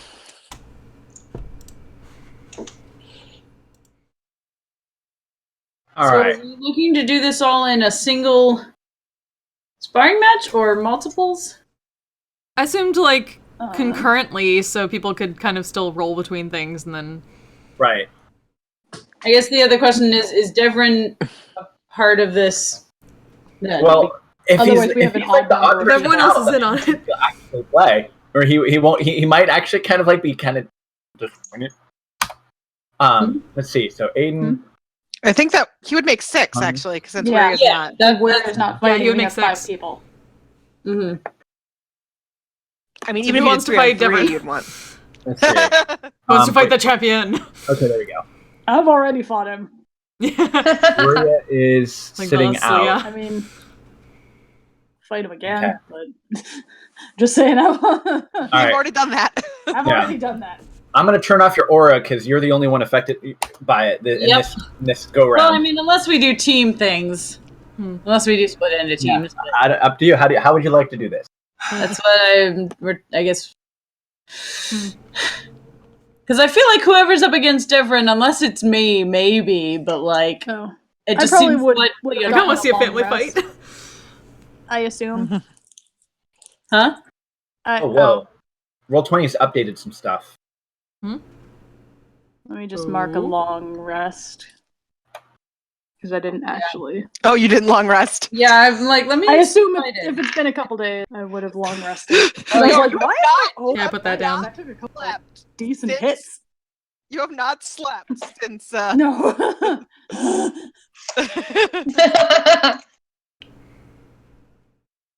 Okay, yeah, I have long rest in mine, so good.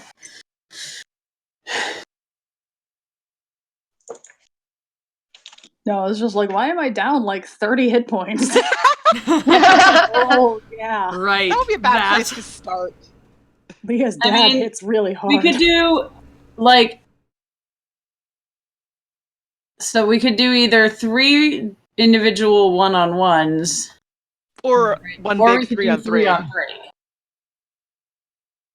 3-on-3. Right. I mean, I think we were. It sounded originally we were thinking one-on-ones, but Yeah. Like just concurrent one-on-one, so people wouldn't be just like Yeah. waiting an entire match to do something. Yeah. I feel like that might get. I don't know. I feel like I would get confused with that. Katana's idea was for it though was mostly like actually fighting somebody with a sword who also had a sword. Yeah. And Well, just yeah, I was like, I'm pretty retaining. sure Katana and Aiden, I guess, were sparring, so we know that. Right. So then it's, I guess, a matter of. I don't know. Did you have anything else? Okay. Oh, maybe Elias and Velas versus Leah and her dad. I mean, that was kind of. We could. Do you want to fight with I or was- against your dad? What? Did you want to fight with or against your dad? I mean, I think it'd be fun for her to fight with, because I feel like the two of them have probably sparred a lot, so it's not much of a, like, Right. yeah, like they know each other's tricks at this point, kind of thing, you know? Right. yeah, you wouldn't necessarily get much out of. Yeah. I feel like there's no point to her fighting her dad. Right. Okay. So we have That's good. Lydia and Devrin. And that's going to be against Elias and Velas. And Although I can actually take off the bigger aura, because I forget what that one was for, but I think that was for some spell or something, I forget. Right. Okay. The 10-foot one I'll leave up, though, just because it's handy. Sure.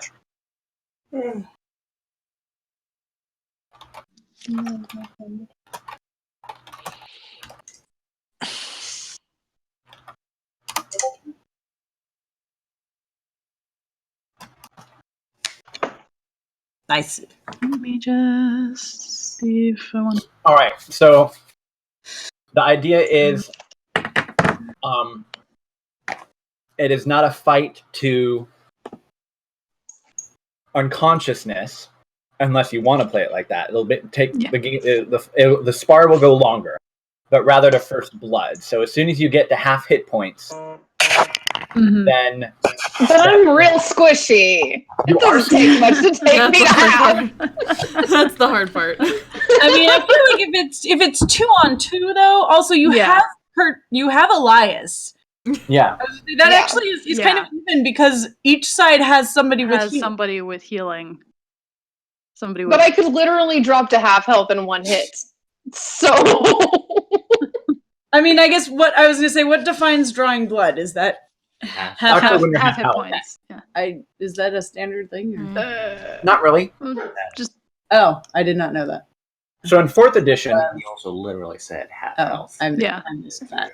Sorry. in 4th edition, there's a thing where when you were at half health, you had a new condition called bloodied, and oftentimes monster abilities would trigger, or character abilities would trigger when your enemy was bloodied.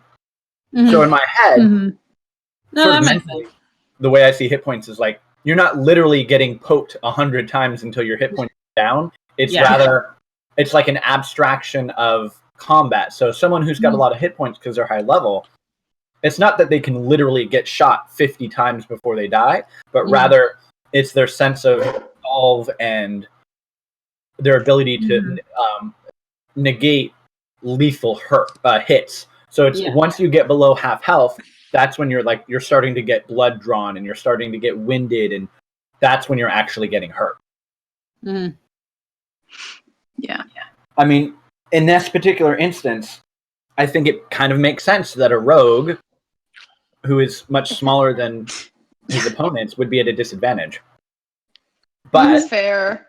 I mean, Yeah. if we want, They're not built for fair spars. if we want, we could make it honestly because Devrin is crazy. I'm like, we could make it 3-on-2 if we want to add Wiria into the mix. It's fine. Get We all can the bardic definitely- inspiration. No, We're we going got to this. attempt to hypnotize people. I will deal with my squishiness. Because that's the other thing is, if it's a team like 2-on-2, Maybe I both of feel them like have to be bloodied. until you bloody both of them. Yeah. Yeah. Okay. There you go. Now, the 2-on-2, are they eliminated when they're bloody? no, I was gonna say, given the fact that one is a cleric, I would assume not. I feel like it makes it more fun. if Elias didn't have Eyes of the Grave, one crit on Velas would bloody him. Yeah. Would Yeah, drop that's it. why I was like, I feel like it's only fair That if we was- let Elias heal. Right, that was what I was thinking. Was I thought that it was like I'm out when I'm at half, and that would be one hit. But if it's both of us, that's fine. To me, Yeah. it's more interesting if we're allowed to heal, especially because both sides have a healer. So it's like, Right. Mhm. Yeah. But if I it mean, was that just works. the one side, that'd I be like a little- that. it becomes a very strategic choice. Do you Yeah. heal your ally or yourself, Yeah, and I have or push Or further try to take. Yeah. to hurt them? Because it's your action to heal. it's even. Yeah. Yeah. Well, unless I have healing word, Because Yeah. so I have that advantage. health Oh, Heal as okay. a bonus. higher. I do have healing word prepared, Yeah. which paladins don't get, as I've recently discovered. My own paladin. Oh yeah. Although actually, I was like, if we want to start with the other one, I was like, let me go through my spells really quick because I was like, oh, I would have different things prepared for this. Yes. If you want to take a moment to look at your spells, Yes. since Aiden and Kratanus don't have to do that, we'll start Yeah. with that. So why don't you two decide Yeah, how unless far you go apart and you're going to change. start, I and then roll initiative. figure probably like 10 feet would be what Katranos is used to for matches to start. Because the first thing she does is basically go into like almost a dancer stance with like one blade slightly behind her back in a downwards kind of slant, while the other one is kind of brought up, and then she does kind of like a nod with it. So basically anyone who's been up early enough would see that that is always the first stance when she goes through her stances in the morning, if anyone's seen that from the hut. And then brings them in more slightly defensive, offensive.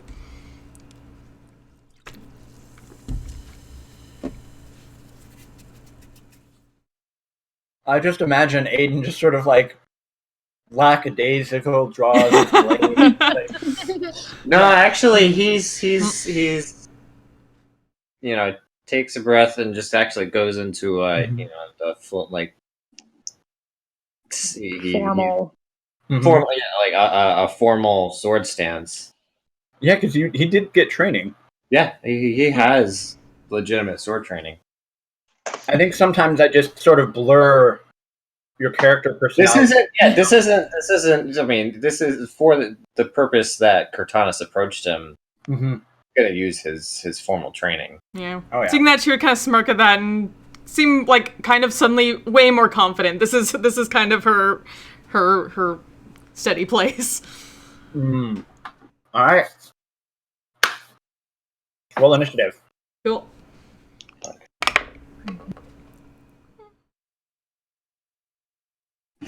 I'm gonna use a different dice.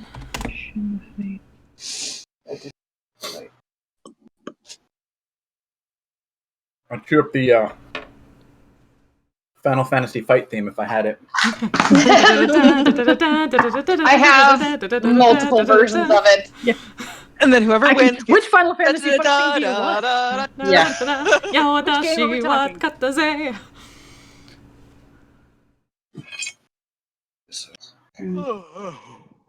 I am tired tonight. Hey. All right.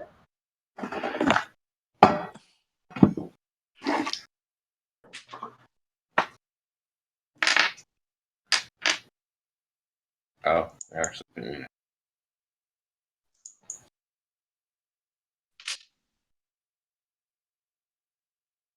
That's good. That.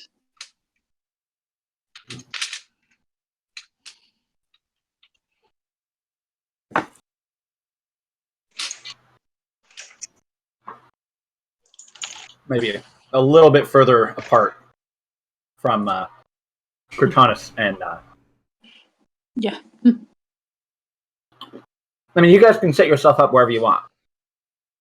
Devon will basically stand by Leah off to the side a little. Yeah. It's kind of In the bushes. over there in the bush. Yeah. I mean, yeah, I can be kind of wherever, but yeah. Right. Okay. Cortanus moves first. Okay. Initiative yet? And yeah. Actually, yeah. Should we all go ahead and roll? Yeah, I was like, should we? Yeah, go for it. Don't worry about starting just yet if you're still looking over your spells. No, I'm good. I don't have a ton. Basically, it was like unequip all these random buff things that are more group things and equip Rolled all. really bad initiative. Paladin Smite. Oh, that is terrible initiative. Wow. That is 3. Oh, you have no initiative. I mean, it's fair. I feel like she's like, no, you can hit first. Like, she's after you. She's very nice. I feel like even if I rolled higher, I would have waited for. Probably. Okay. Then yeah, she's got left blade and a more defensive stance, right one a little more offensive, and just gonna rush forward, slide slightly, shift her body weight, and just kind of bring both down off to the side, towards the side. And then bring a third one kind of more into a fencing stance, straight, like, smack, like, right in the sternum. So, first strike, that's a 16. No. Nope. Next one. Oh, okay, that's 21. Yeah. Okay. Yeah, it's like, yeah. So that's 6 damage, and then the bonus strike is a 17. That's my AC. Okay. That's another 10. Everyone's taking bludgeoning damage today. Right? Wooden weapons. But what about magical damage? There's no magical damage on these. They're wooden swords. Yeah. Yeah. I'm like, least but that's my at least. smite. All right, you guys got. You guys have magical spells. Over here we've got. I will try not to set anyone on fire. Just the last little thing, and then just like smirks them on guard.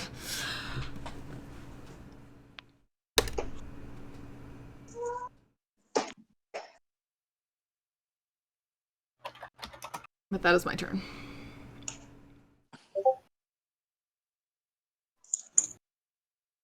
Okay. I guess that would mean Velis. Okay, what's my modifier if I'm not using my real dagger? Plus what? Oh, it'd be proficient. You just wouldn't be plus. Perfect. Okay, so just the standard. Dexterity plus basically like a proficiency. standard dagger. Yeah, Okay. because nobody's using their magic weapons. Yeah. Yeah, like I was am just I doing using strength. the equivalent of what would be a glaive then, or? Yes. Okay, just making sure. All right. That's- So My first glaive off, is not I'm going to magical. go ahead and cast my Zephyr Strike. Okay. It's a bonus And action. then- yes, it is. And then I'm just going to run up alongside Leah and sneak attack. Because you go before her. And I'm triggering that with the advantage on the Zephyr Strike. I cannot decide if that is cock. Like, it's And there's nobody there to help you. Cannot see it. Yeah. Yeah, no, we Yeah, have none of us can see your dice. Okay, so it decide. fell over. It fell over, which makes me think it was cocked, but that's fine because I'll just count it. 23. Yeah, that hits. Okay. And that's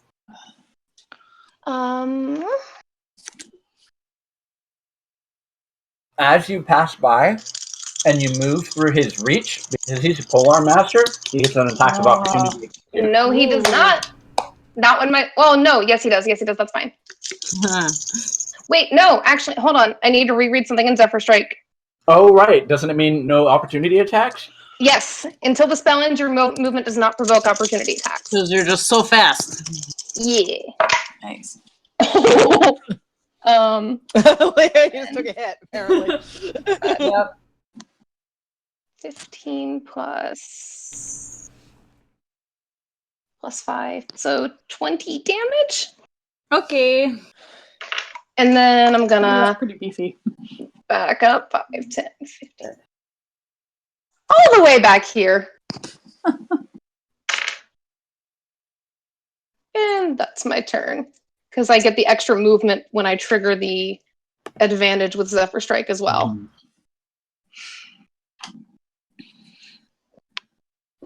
Where are you? Oh, you're back there. Yeah. Yeah, I My screen is not very moved big. real far. Way up. Way up.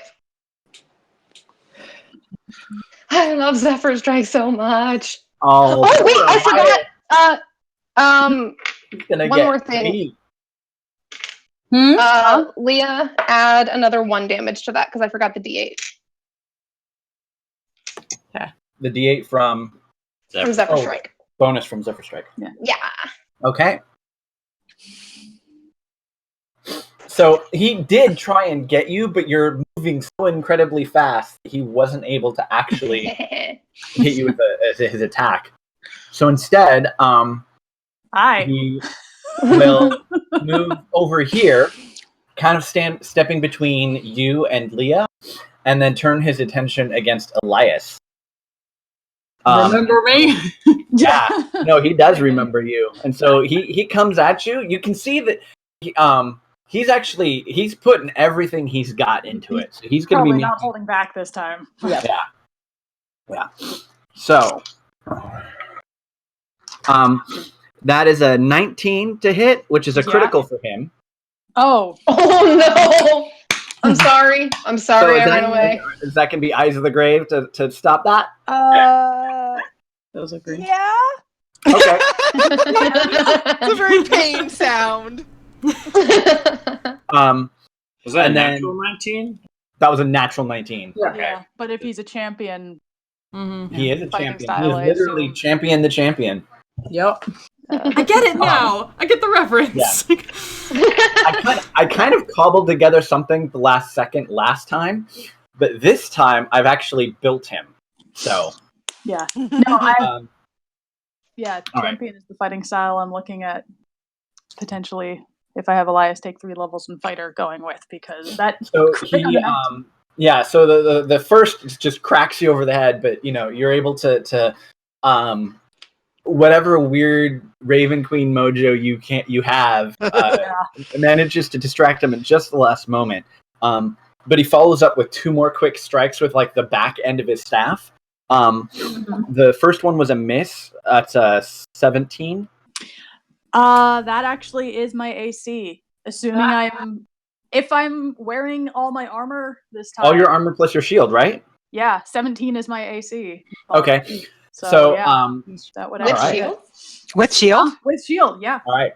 Wow. So and then the third Elias strike is not hit Dexy, with a it's 22. medium armor. Yeah, that one will also hit. You said 22? Yeah. All right.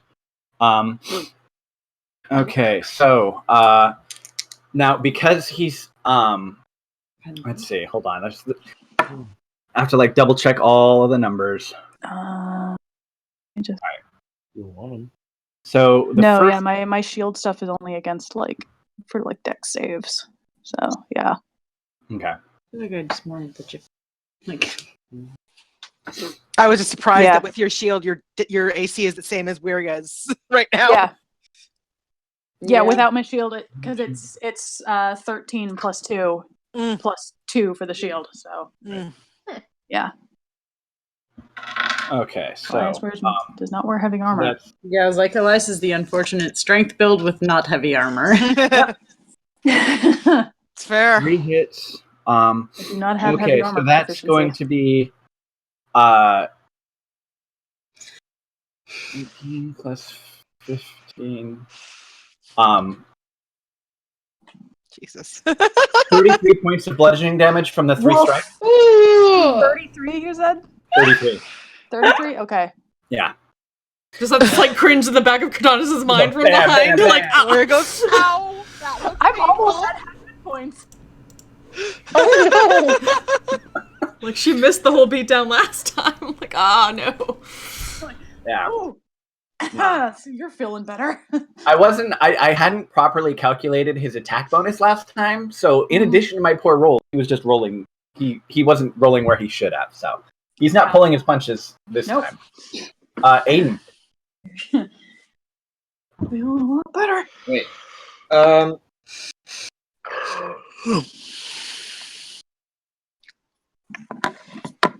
It's gonna step around to the side that she's not holding a defensive on and try to get one in there. 21. Ooh, I like it. It's only 6.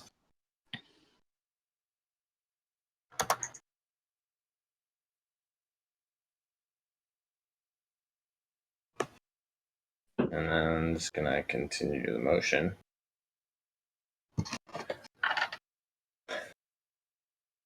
That's it.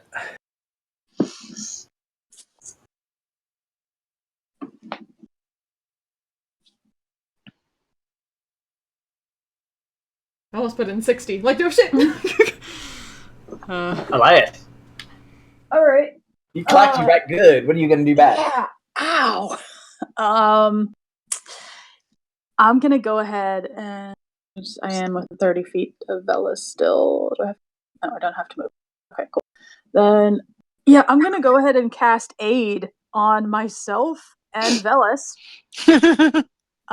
So your max hit points.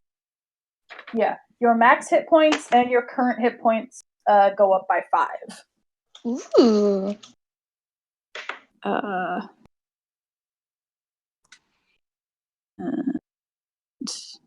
That just lasts for 8 hours, I think.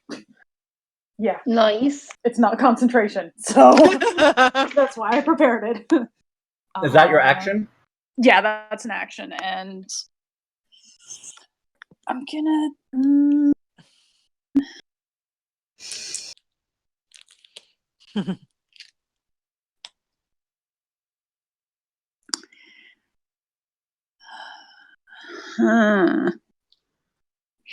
That really hurt.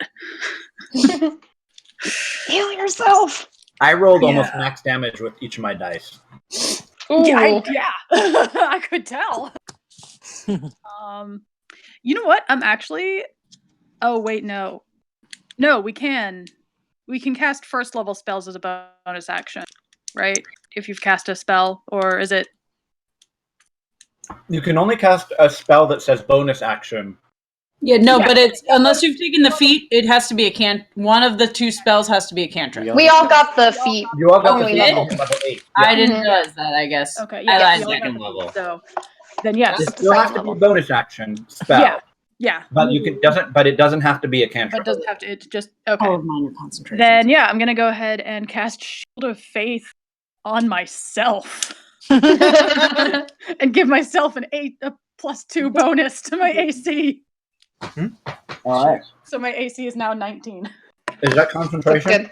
Yes, that is concentration. So Isn't 8 also concentration? No, 8 is not concentration.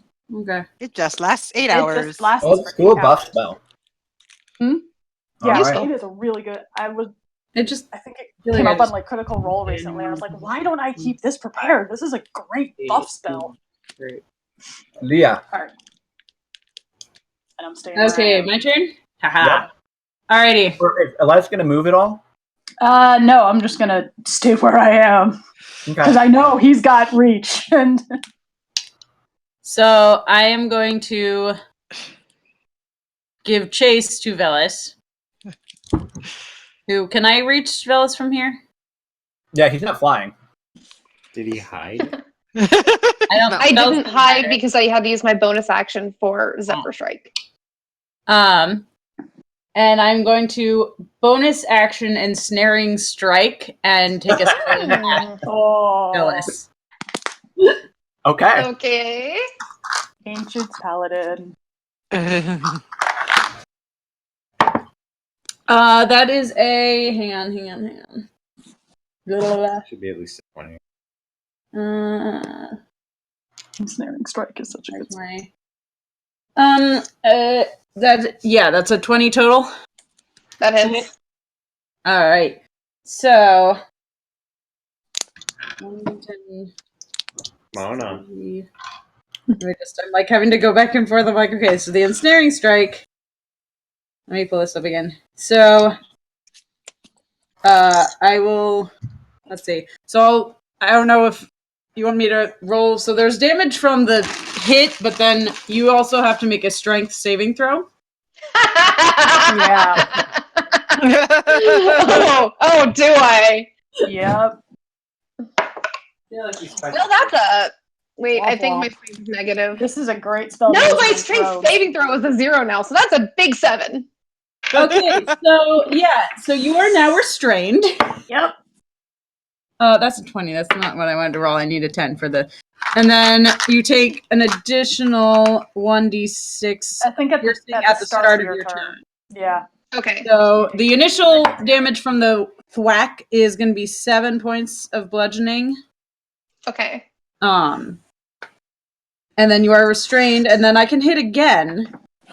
No, I thought about preparing, and I was like, because multi-attack. Oh yeah.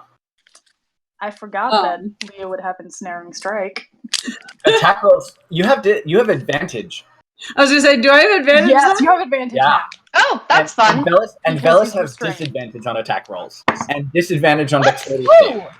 Yep, because you're restrained. You're restrained. You're literally getting like tangled up. That's a 22 to hit this time. Yes. Yep. Ensnaring. Oh well, I rolled a 1 on the die, so you only take 4 more points of damage. Cool. I literally can't do anything. You hear a chuckle from behind you, And he says, "Ha ha! Yes, he is mine." Oh no! Oh no! Oh no! And was that Devrin chuckling? Actually, that wouldn't help. Yeah, that was Devrin. Okay, yeah. It's non-magical restraints that it lets you. Never. Yeah, that wouldn't have helped. So, I realize now that the fighter and paladin kind of are really strong, and so if it's a test of combat, might be a little. I mean, Yeah. Miria's welcome to jump in at any time to help them. I mean, Waria Waria said she wasn't, so she probably wouldn't because Waria. yeah, Like if you, if they might they'd need asked your her help to- though. If they'd asked her to help beforehand, then she would have joined the. Right. I feel like Leah knows how strong her dad is and how strong she is, so I feel like beforehand she would have probably gone to Wiria and said, if things start to get a little one-sided, I won't hold it against you if you try to. They're probably throw some inspiration. All right. Should Does I Leah roll have anything initiative else? into this so I know when I can throw inspiration? You decide when you're going to come in. Okay. You just decide the moment because it'll be a surprise too. Because right now there's no. Yeah. Thing. All right. So if that's Leah's actions, Cortanis, you're up. Okay. Then, since we got into her undefended side, she is going to take that offensive blade that's closer to him, shift stance a little bit, spin her torso a little bit closer towards where he'd gone, and try to slide the blade along his own to the point where the hilt area kind of slams into each other and tries to push it out of the way so she can get a couple strikes with the other in the space. So that is 19. 1. 4.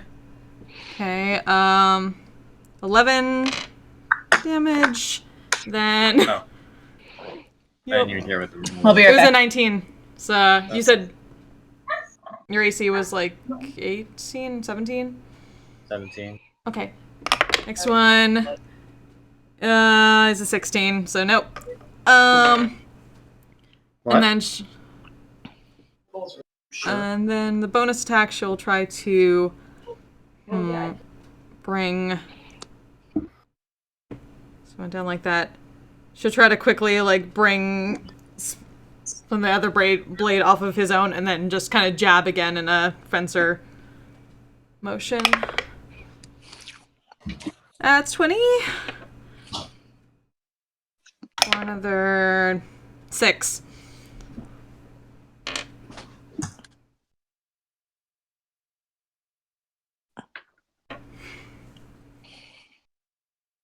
Let's give him a nod at that for getting into the going for the weaker spot. I shall remember that.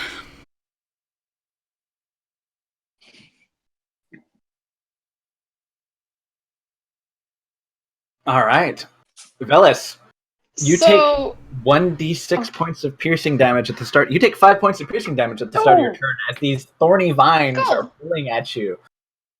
Probably drawing a little blood. So you're restrained. You can spend your action to make a strength check against. Yeah. So couple things. My attacks have disadvantage, right? Yes. Yes. And just for a point of clarification, do I only have my daggers right now since we're here for sparring, or would I have the bow as well?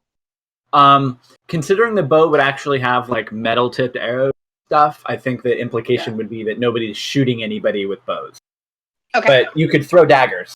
They would just be at disadvantage. Yeah. Mhm. I feel like it's pointless to try to break out of it, but I can't really do much without it. No, my strength is a +0. though. So it's I don't know. I mean, I'm gonna roll it. I'm gonna try it. I'm gonna look at it. What's a 13? What's Leah's spell save? It's versus Leah's DC. Yeah. It's 15. Nope. Nope. Nope. Cool. All right. You have your bonus action. I do. Hide. Well, that's great. I can't do anything with Like my dive into the bonus action bushes. that's of any use right now. Just Right. wiggle deeper in. Oh wait. I do need to make 3 concentration checks though. 3. Oh, Zephyr Strike. Oh, for the Yeah. 16, 10, and 12. So all of those should be fine. Tons of damage. Yeah. Yeah. Yeah, to be fair, I was like, you hit really hard with that sneak attack, so I was like, still dealt significantly more damage to me. Yeah. Yeah. Well, Okay. hey, Cool. you did better with your ensnaring strike than when I cast it last night, and I kept rolling 1s and 2s for the piercing damage. How much piercing damage? I rolled it for 5. 5. Nice. I was like, All right. My vines were just very annoying. Which, they're both really crappy whacking damage, so. What's Velus's armor class? 18. Okay. Because seeing that you're restrained, he basically chokes up a little bit on his staff and just does like a full batter swing at you with Great Weapon Master. Oh. He gets 3 attacks. Fuck. Yeah, he does. Bye. But he has -5 to those rolls. Oh, yeah. Plus 10. I don't Even shit. with advantage, he only hit with 1. Oh, good. Okay. Do I don't have my do I? If I would get an attack. Say the As he moves staff away. like flies out of his hands. No, you weren't in range. Yeah, Huh? you weren't. No, as he was I meant to do that. I used my I reaction. know, see, I was more picturing the like For triple Sentinel. swing and like the first 2 Oh, for turns, Sentinel. they were warm-up shots. This is fine. Everything's fine. Whatever. It's really nice to be able to reroll 1s and 2s on damage. Yeah. Okay, so that is 19 points of bludgeoning damage. Yeah. Ooh, glad I only am one hit. definitely under half. Ow. Yeah. Yeah. Do you have to hit so fucking hard? Great Weapon Master plus Yeah. Strength modifier. Yeah. Yeah, Like- that was in character. That was definitely in character. Yeah. There's a tiny bit of Schadenfreude. A little bit. Just hearing like expletives from behind. Schadenfreude, people That is what you taking get. pleasure in your pain. Like, my God. I think Velis is trying to. If Cortanus reacted, Velis be trying to flip her off, but he probably can't really move to do that. Yeah. Well, Nah, he she's swung focused. twice, and like you could hear it go kind of like over your head as you like ducked out of the way 2 times with advantage, and he still missed you twice. That's fair. Aiden. So I kind of want to, using the position Cortanus is moving into and like the shifter and stand, I want to try and disarm her, or at least one of the blades. Okay. But I don't know how to go about that. So that's not a normal sort of class ability or maneuver. So what I'm going to say is, why don't you make opposed attack rolls? Okay. Ooh, Because he's not so much 16. trying to 20 total. 20 total. Yep. And you get so I was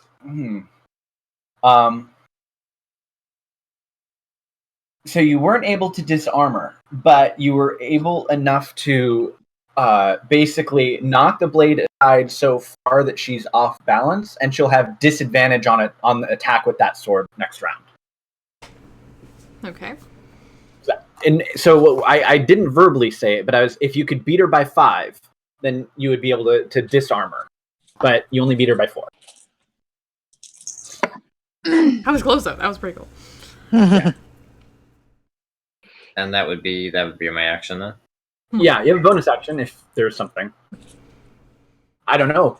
Yeah. I don't know the mechanics of your I might even characters. give it to him just because she's holding, like, both of her blades are still on her normal person at the moment, so that might be knocking her off balance too. All right, Elias. All right. Well, bonus action. I'm gonna healing word at 4th level on Velis. Thank you. So Dude, this is why this fight good. is even. Yeah. That's really good. 4, 8, 10. That's going to be 17. So you get 17 HP. That's going to bruise in the morning. Yeah, I mean it's still gonna. And then I'm running up, and I'm gonna take a swing at.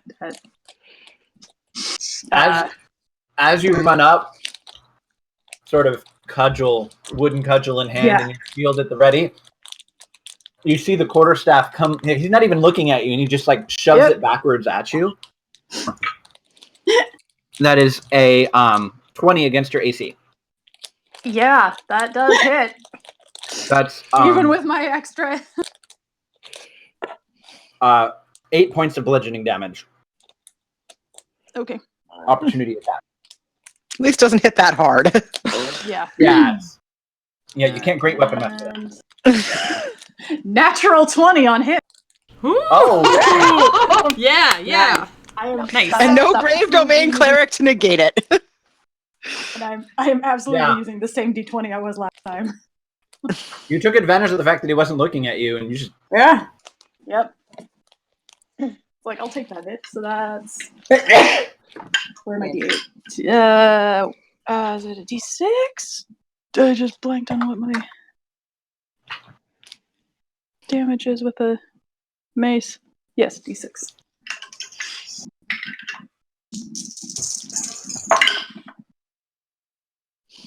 And I rolled 2 ones. Oh no! So that's a big old 6. Oh, that sucks. wah wah wah wah. Yes. All right, Leah.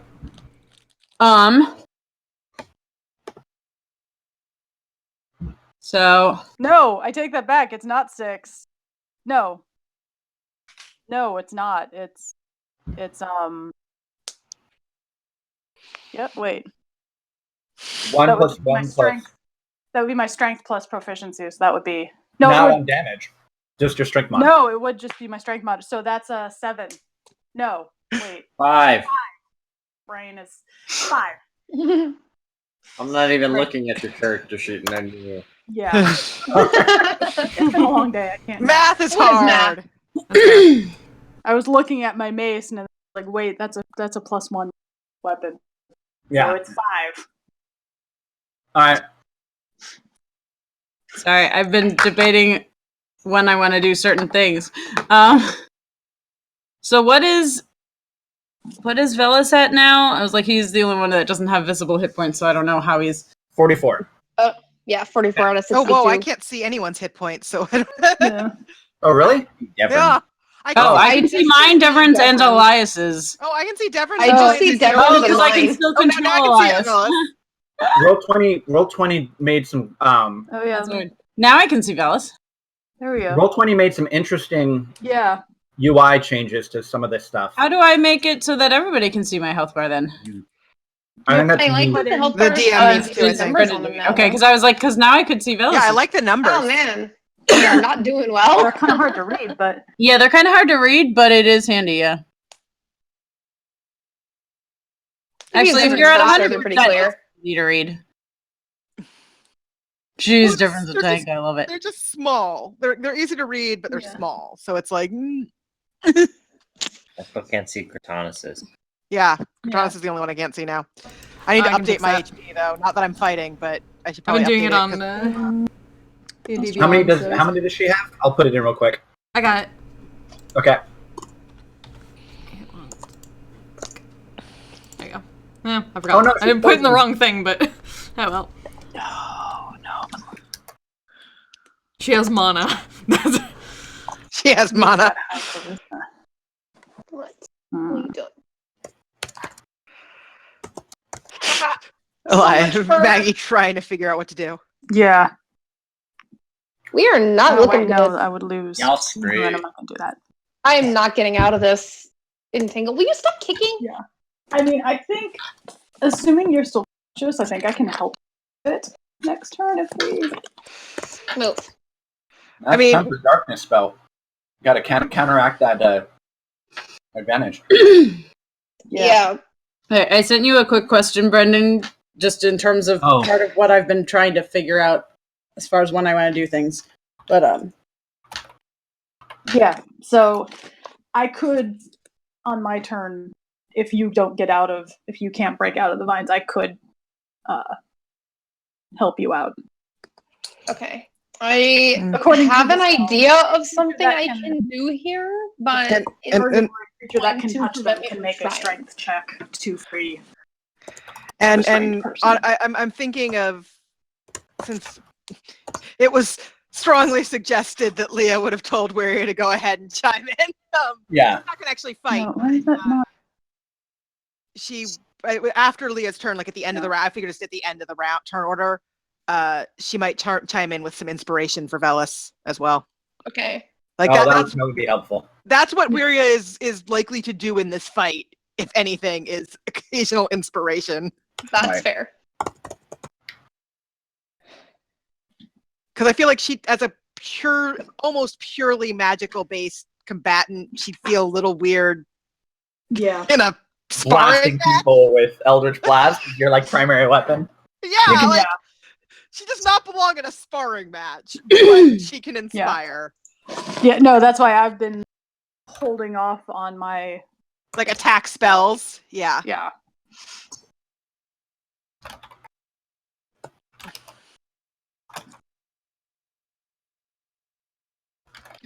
She could viciously mock people, I suppose, but I mean, What are you doing? Why are you clawing at my door? Oh, really?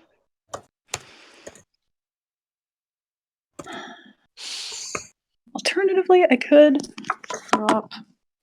So what's Leah doing? sorry, a lot I'm of this depends on if I feverishly wanna drop- typing. Hang on. I do have another spell that could help, but it would mean I'd have to drop Shield of Faith because it's No. also. I concentration. mean, to be fair, Shield of Faith has not helped yet. He's been rolling higher than even with the bonus to AC. It would have helped before you Still put it not up. hit. Yeah.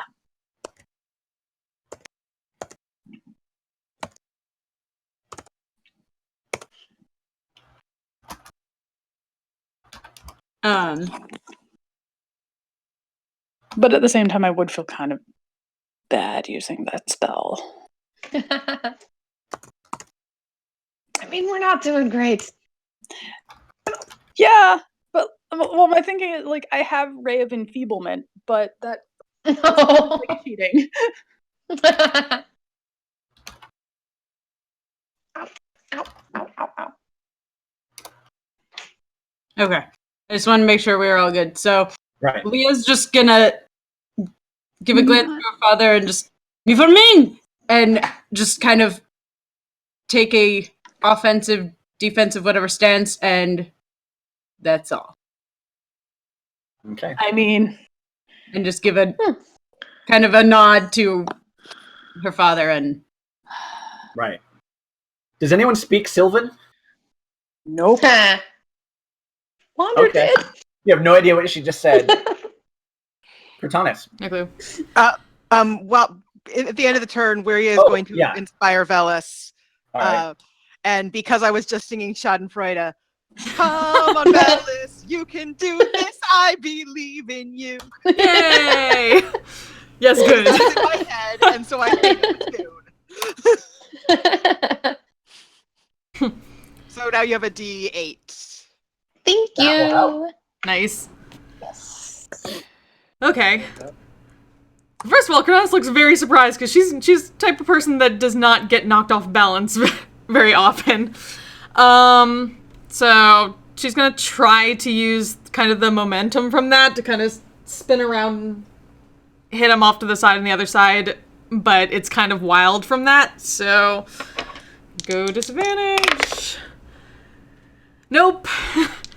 I'll try again the last little bits of that, but I assume that's the main blade, so nope. That's a bit frustrating. So she's gonna think a moment, try to regain her balance a little bit. She's going to move quickly over to this side, try to get slightly behind, I guess, and she's gonna take the other blade and kind of duck down and try to sweep behind his knee to try to knock him prone. Sweep the leg, Johnny. Yep. What are you doing? That'd be an opposed thing too, because I don't really have a.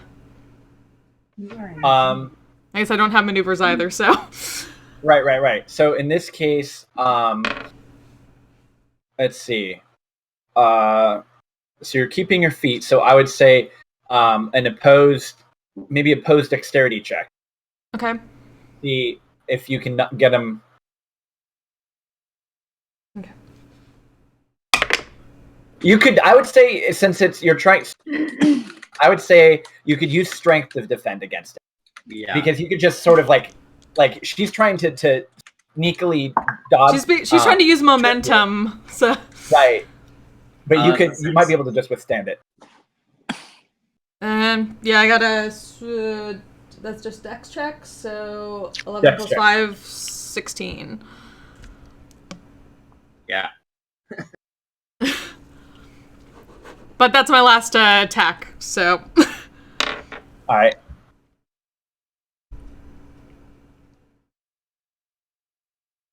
Yeah, she's about to try and go for it and realize she doesn't have enough time. Or what'd you get, John? 6. Oh no. Oh no. Oh. All right. Velis. I want to get out of it. You get a D8. Does it even help? Is it even worth Did you roll a rolling 1? I might have. I might have. Oh, okay. Oh no. You are still restrained. Crap! I literally can't do anything with my bonus action of any use. Yeah. So, yep. Yeah. All right. Yeah. Cool. That's fun. Sorry. And that's dice jail. All right. All right. So you see Stop. Devrin and Leah simultaneously Oh boy. disappear. Bye. Yep. Oh. Oh no! Yep. You can see like footsteps in the grass, and then like a moment later, they both reappear as they strike out at Elias Oh, with advantage because they were invisible. because they're freaking invisible. Yeah. And then you're going to drop concentration on ensnaring strike to do another one, or you can't because you held your action. No, but yeah, but I so that's a plus 6, 18 to hit For you. me? Yeah. No. With No. My, with my shield What? of faith, that makes it a 19. All right. I rolled really crappy. This sucks. So, oh, hold on. He has advantage. Yes. So, I'm 19 so will glad. hit you though, right? Yes, 19 is my All AC right. now. With the advantage, he was able to hit you with a second strike. Yeah, my well, and I only get one. Do I get 2 attacks? You get 2 attacks because Yeah. Okay. you're holding your attack action. Okay, then. Come on. No. The 16. All right. Nope. 29 You failed me points with of that. bludgeoning damage. It's okay. I don't Fine. get put to bed. Great weapon master. Maybe rethink the Dang. spell thing. I am so. Either way, though, once she does attack, despite missing, because Leah likes a fair fight and doesn't want to get bored, she is going to drop the ensnaring strike, though, because otherwise it's literally a very wounded cleric and a sitting duck rogue. So I was going to offer on my turn to try and bust Ellis out of that. No, so yeah, after this, Leah's going to just go ahead and drop the ensnaring strike because otherwise it's no fun. Actually, wait, hold on. Oh, wait. Great Weapon Master, strength, plus the rolled damage. No, that's 44 points of bludgeoning damage. Ow! You have 1 hit point! That's an additional, how much? So you said it was 29, so that's an additional. So it was a total. You were at 45. It was an additional 15. Okay. I actually, when I was doing the calculations, I didn't calculate all of it. Sorry. Shit. I'll just go ahead and. So you're at what, 1 hit point? I am at 1 hit point. Oh fuck! I'm actually really glad that Leah missed then. I was just a distraction. Okay, that might be a distraction. No, he's probably I did forget to roll though at the beginning of Velus's last turn. He would have taken piercing damage from the vines. Okay. Right. How much? So that's an additional 6 damage. Oh. Seriously? Yeah, I rolled max. Stop rolling so low! To be fair, my D20 rolls have been kind of crappy, and some of the D10 rolls. The D6s have been better tonight, I guess. Yeah. You're feeling better, I see. I feel like Leah's just gonna after seeing him take that and just wince and kind of sorry. Oh. I am back to fighting form. Are you okay, Elias? I'm good. Just shakily. I'm good. As he's down on one knee, barely standing.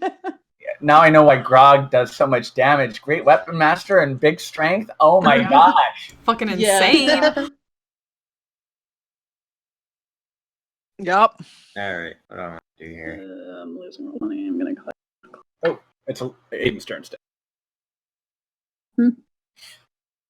Well, I think I'm gonna go for the old grab some dust, throw it at the eyes.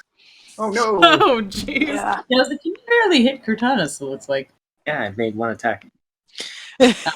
I guess I haven't been paying as close attention. All right.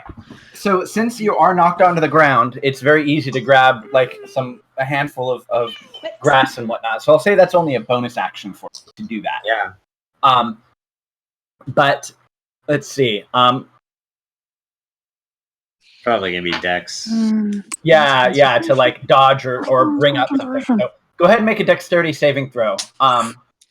And then the DC will probably be I guess whatever you roll for your. So it's a contested Dex check. Yeah. Oh, that's okay.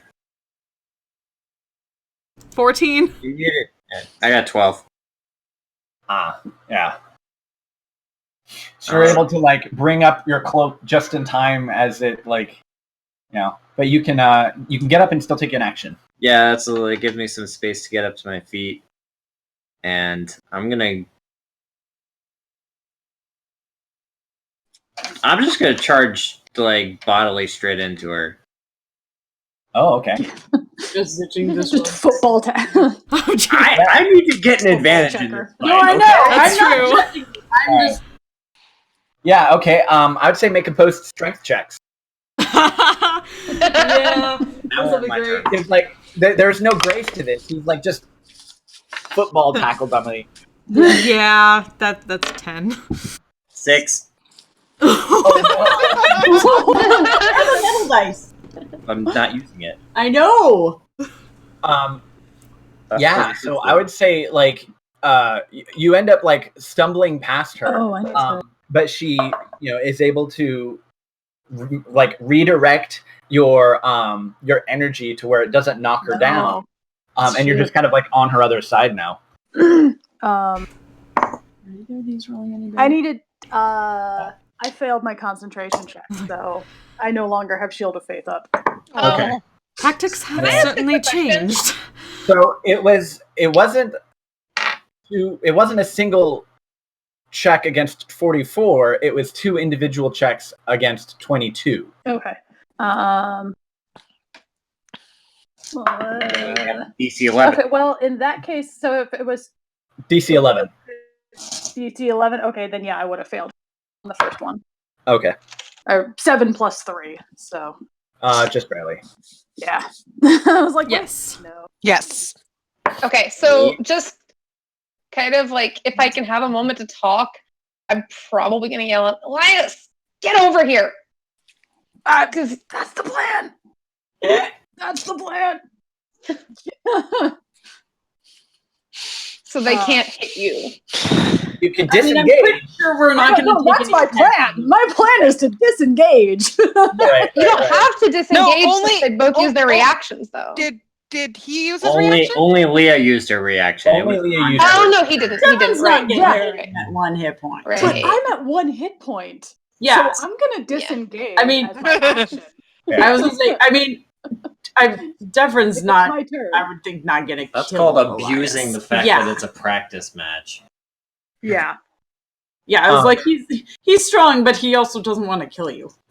I mean, no, he wouldn't kill you. Like, if he were to hit you again, it would be like, it would be just enough to like the whack over the head type of thing. Like, knock like a the bomb. wind out of him. Yeah. As you disengage, you can feel like knocking on my ass. a gentle nudge against your shield or something as his staff, like, you deflect it. But, I can still but reach he gets that tag in on you as you're pulling away. Yeah, funny.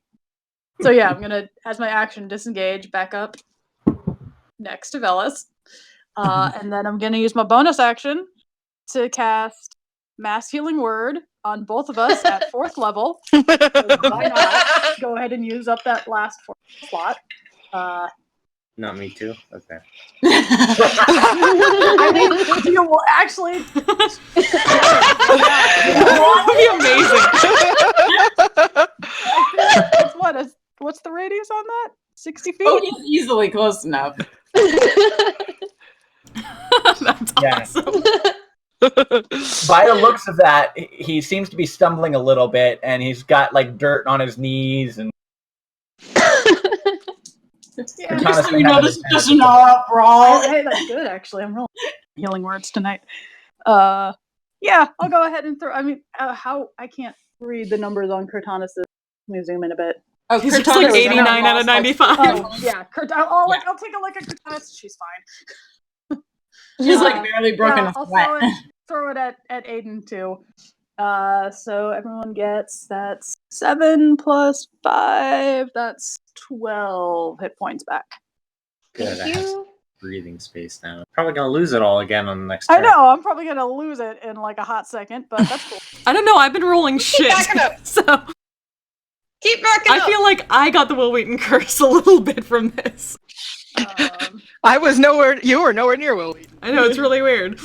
You were at the same convention. It still counts. Exactly. Fighters, that's plenty even in terms of action enemy. So. Oh yeah. I can never meet him in person. We need to get you like a practice dagger or something like that to have an offhand weapon. Were you saying keep backing up? Yeah. So okay. I'll probably do say not that pay quietly, like attention to how far as I've Elias moved gets my close. movement. You were here. I was like Here. Yeah, Yeah, you can I basically point at my use screen Okay. as So if that that was would tell you anything. 15 feet, so I'll go ahead and back up. How many points did you get from your spell? 12. I'll back up here next to so I'm at 13. Okay. You're alive. Yay. Breathing heavily. Rough, Yeah. but alive. Yeah, rough. Very rough, but alive. Still at less than half my hit points, but Yeah. more than one. All right, Leah. Okay.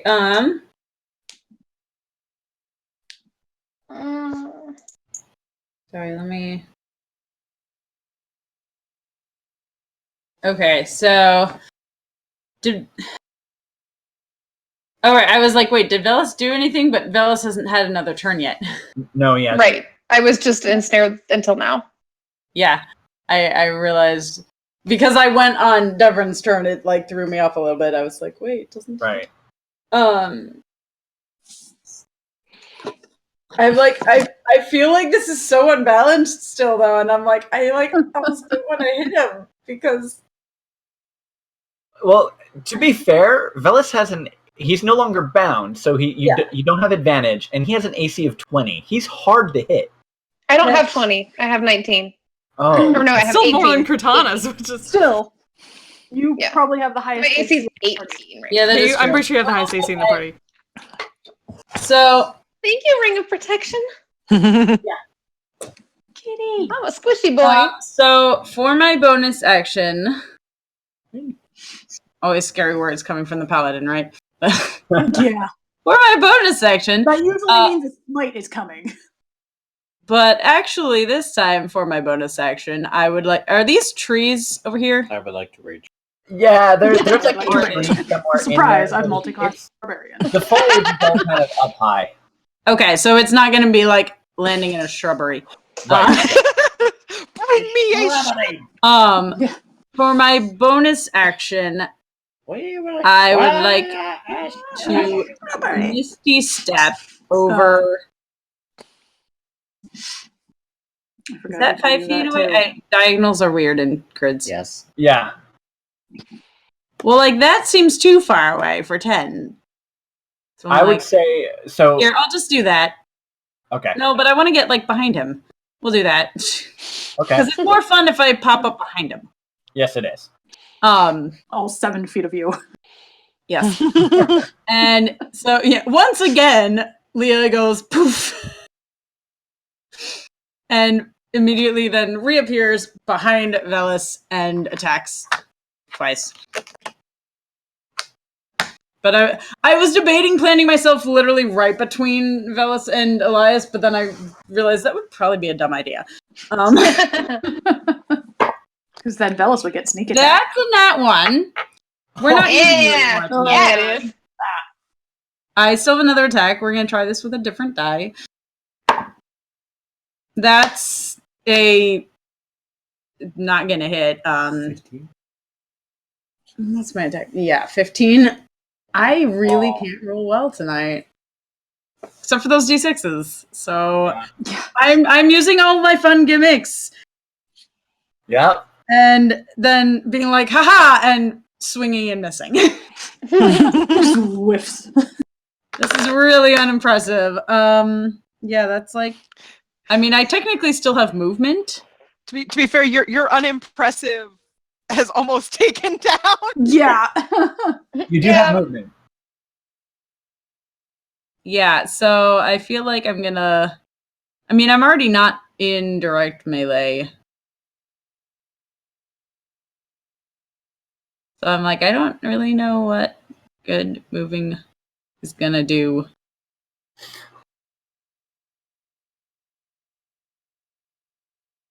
Yeah. Other than like, do I want to get back up closer to Devon? But that just seems to defeat the purpose of it. He'll probably come over to you. Yeah, so I feel like she's just gonna like. Oh, I'm sure he's gonna come over and maybe step back a little bit more into the trees. Right. Maybe, like, I would say you have your back up to that trunk. Yeah, kind of, defensive, like, I meant to do that. Because I feel like now I have Angry Drow that I've ensnared. And I'm like, I have made a mistake. Yes. So Wiria sees how rough Elias is and will also throw him some inspiration. Yay! Everyone gets inspiration. Don't die. Yeah, I mean, I think that's pretty much. Just don't. That's pretty much it. 60 feet. I counted it actually while something else was going on. So I get, what is it? A D8? A D8. No. I'm gonna use my pink D8. It's a tree trunk.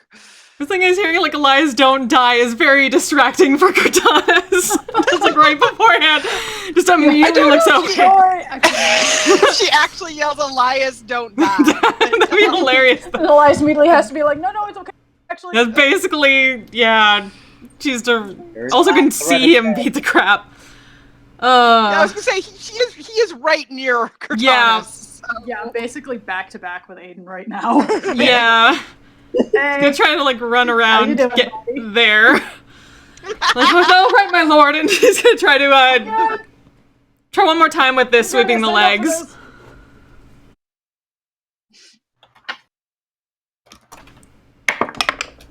Oh, that's much better. 12. 20 total. Okay. Not this time. Then I guess I probably used my action, so bonus. Let's try to bonus like straight at the sternum again. Try to knock, or actually probably more diaphragm. Try to knock the wind out of him. That's just a 18. Oh, right, you're 17, alright. Ah, shit. 6. Whoa. Oh, shit, damage now. Hey, if I didn't get that healing, that would have been half. No, I did. See, I did throw the healing, mass healing word at Aiden. So yeah. You also got 12. If he didn't, I know. Oh, if you didn't, okay. Yeah, it would have been over otherwise. Oh, you did. Okay. Yeah. Bit distracted, looking back and forth between the two, like trying to like side check on Elias. Like, no, I'm good. Concentrate on your fight. Forgive me, my lord. 'Tis instinct. I mean, I'm gonna be feeling this in the morning, but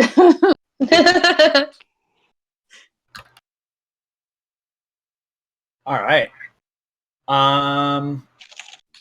Velis. Yeah. Give me a second. Looking at some things. Yeah, this is where you're like, you don't have raw. Neither of you have raw power, so you got to get close. Mm-hmm. What do you think I'm doing? well, Yeah. I'm just gonna look between them Uh-huh. and stand here and wait. Okay. And that's it. I don't have anything useful right now, but you know what I'm doing. Yeah. Okay. I actually have an idea. I'm gonna fight. Seeing where Leah is, he's gonna circle around and try and come at you. And that triggers it. All right. That's it. So you do your held action, and boom, giant Oh, blow. shit. Now no one.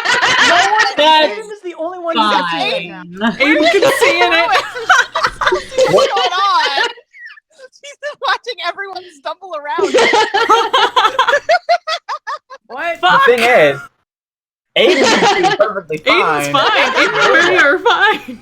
No one else can see. You just gave Aiden a big advantage. Look at that. Yeah, I know. That's amazing. That is one way to completely flip the tables on all of these. Yeah, basically. You see him, and he's sort of like with these giant strides, sort of loping around, and you can see he was gonna do like another massive heavy swing, but then like all of a sudden it gets dark, and you just hear woof, and you can feel like the staff blowing past your face as he misses every single strike. Yeah, he does. All right. And then he's like, you hear say something in Sylvan, and then he backs out. Aiden. Clever. Well, fuck. Yeah. Like, well, I'm gonna go in for a grapple. All right. You've got advantage. Yeah.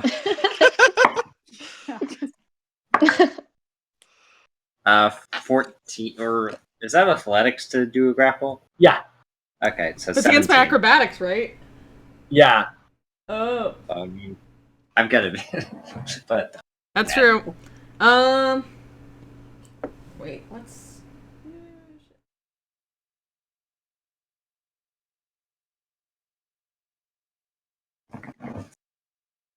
Hmm. 13. Oh, he got you. Yeah, Shit! you're grappled. Your movement speed 0. And some other things. Yeah, what is the grapple versus restrained? So grappled is just you don't get any bonus from your speed, and your speed is 0. And that's basically it. You're not restrained. Okay. So you can still make attacks and stuff, but you can't move. But you also have disadvantage on all your attacks because you also. Yeah, can't see shit. Yeah. I thought grapple gave you disadvantage one time. Yeah, I thought it. Is that?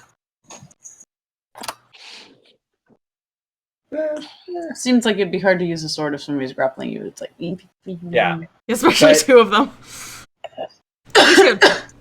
Well, he's holding a sword too, so. Yeah.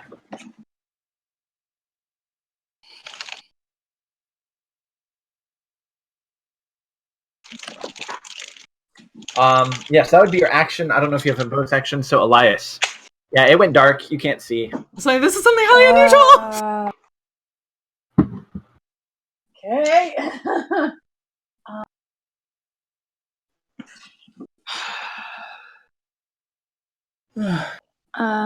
I think that's the first time I've ever used that spell. Huh. Yeah. How about that?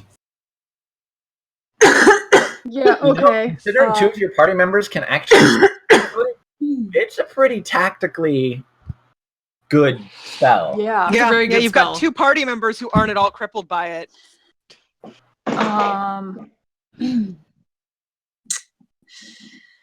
Yeah, it's pitch black. You have no idea where anything is. Yeah. Well, I mean, the one thought I had is I'm assuming there's like a rack of like practice weapons. Because the one thought I had is to try and grab a better weapon. Something bigger and heavier. Than your mace? Than my mace, yeah. I would say for narrative convenience, it would be within a full move action away. Okay. But you would be spending your entire move action to get there. I mean, there is trees. Yeah. That also gets you way out of their range. It does. Also, I can't see. Right. I mean, you were moving backwards, so you could argue if you just keep Yeah. moving backwards, I'm you'll just gonna get out of it. Okay. Great plan, Bellis. I can't see. Neither can I, but neither can they. Bellis can't even see it. No. That's amazing. It's magical darkness. I can't see in magical darkness. Yeah. I can't see in regular darkness, you asshole.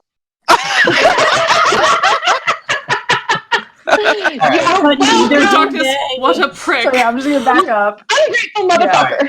So you back out, and there's basically any martial weapon. You can use martial weapons, right? Well, I can't. I don't. That's the thing is, simple weapons don't have a damage die higher than 6. That's why they're all simple weapons.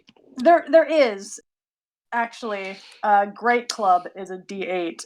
I pulled up the book. I was like, is there any ones? There would be some. Yeah, you could use that, but that's a 2-handed weapon. You'd have to put down your. Yeah. Which would really drop your AC. Don't you have martial weapon proficiency from being a bastard? That's I don't technically, because I think originally we had like background is a soldier acolyte, like a hybrid. Oh, okay. Of a couple. That's my thing is like it would make sense that he would have had some. Yeah, it's not completely out of question that he would have had some training with. And like I said, with me probably taking a level of fighter, whenever we level up. Right. I mean, that would give you the proficiency. That would give me the martial weapon proficiency. But you're not quite there yet. But I'm not quite there yet. So that's. I mean, I feel like we could. I'm like, could you argue like half proficiency of like you're just really rusty? Yeah. It's been a while since I've used one of these. A while. Right. Flails around. I can sort of do this. Yeah, I'd say you could go pick up a practice Like a sword practice long and sword. apply half your proficiency modifier. Okay, would that just be a 1? Because proficiency is 3. So Yeah, so you get rounding down or up. Down. Down. So okay. basically, you're trading off a +2 to hit for increased attack damage. Yeah, basically. Oh, that's fine. Okay, so yeah, I'm gonna go ahead and pick up, basically a wooden longsword, so I can still have my shield. All right, Leah. It is completely pitch dark. You have no idea where. But I know there's a tree behind me, so I'm gonna do one of those shuffle around the tree until hopefully it's not dark. All right. Question is, do you shuffle to the right or the left? Bellis, what's to your left? Can I? So I'm gonna go to my right then. I don't want to risk bumping into him. So all right. Can I? I was gonna go ahead and bonus action healing word on myself. Yes, you can. I'll do a 2nd level. Yeah, so you would be able to see Elias. He's over by the racks grabbing a bigger weapon. So, can I see outside of the darkness? No, not until you step outside of it. Yeah. You'd have to come down to here or something. Yeah, so she's gonna with one hand on the tree, kind of just either, because not knowing where this ends, she's gonna kind of either move around and then if it doesn't end, attempt to hopefully maybe climb the tree, see if she can get above it. But I'm shuffling around the trunk, I will actually end up getting out. You get out of it real quick. And then it's oh, okay. Shield of faith. There's a big bubble. So I can't see Devrin on the other side of it then, can I? No, he's in it. No. You just see a big wall of darkness and then Elias off to the side. Well, I don't feel like damaging him more until he's at least healed himself, so. Add my... How much was there? Yes, but I just... Yeah. Oh, you did it? Okay. Yeah. Yeah, but he's still really pretty bloody, so You're waiting? You could ready an attack for as soon as you see Bellis show up. Yeah, I'm gonna continue going around the tree to there, so I'm kind of next to the darkness. You can just see Devrin out on the other side. Okay, and then, but also intentionally kind of keeping the tree to my back to hopefully prevent him from, direct back sneak attack. Right. And then, I'm going to basically hold my action attack until I see Velis, which will probably be whenever he hits me. Where ya? But that's okay. Yeah, I mean, perfectly fine. You just see all these people blindly Yeah.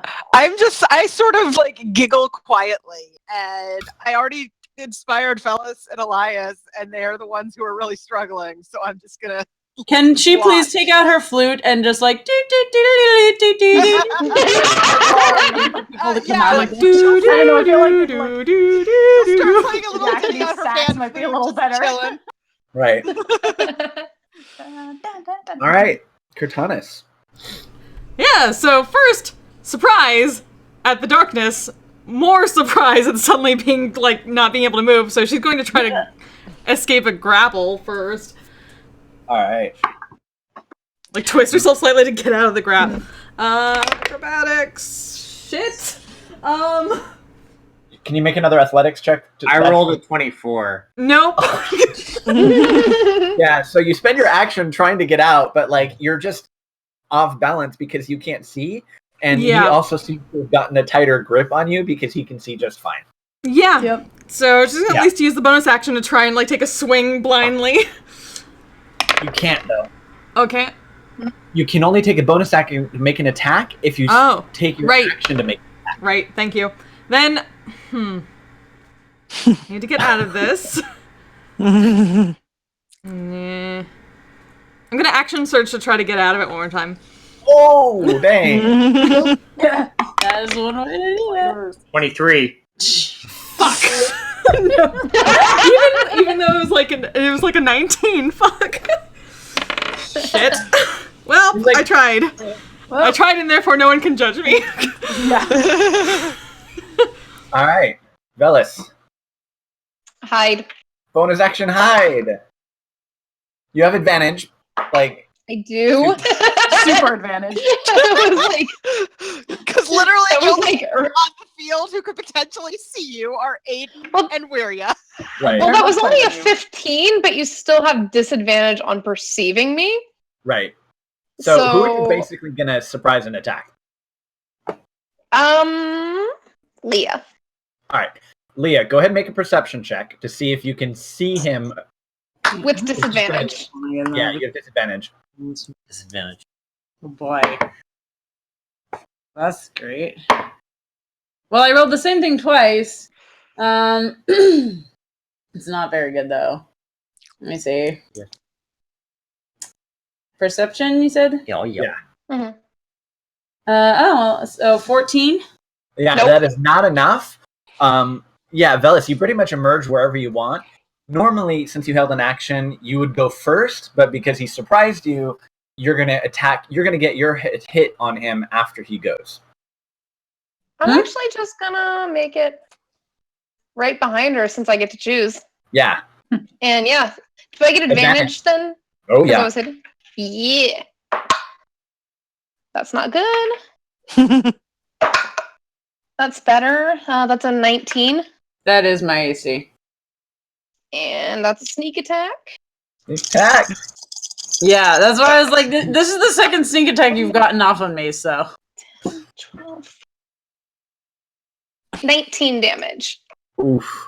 That's close. That's what close. You don't have to do math on the 20. 20.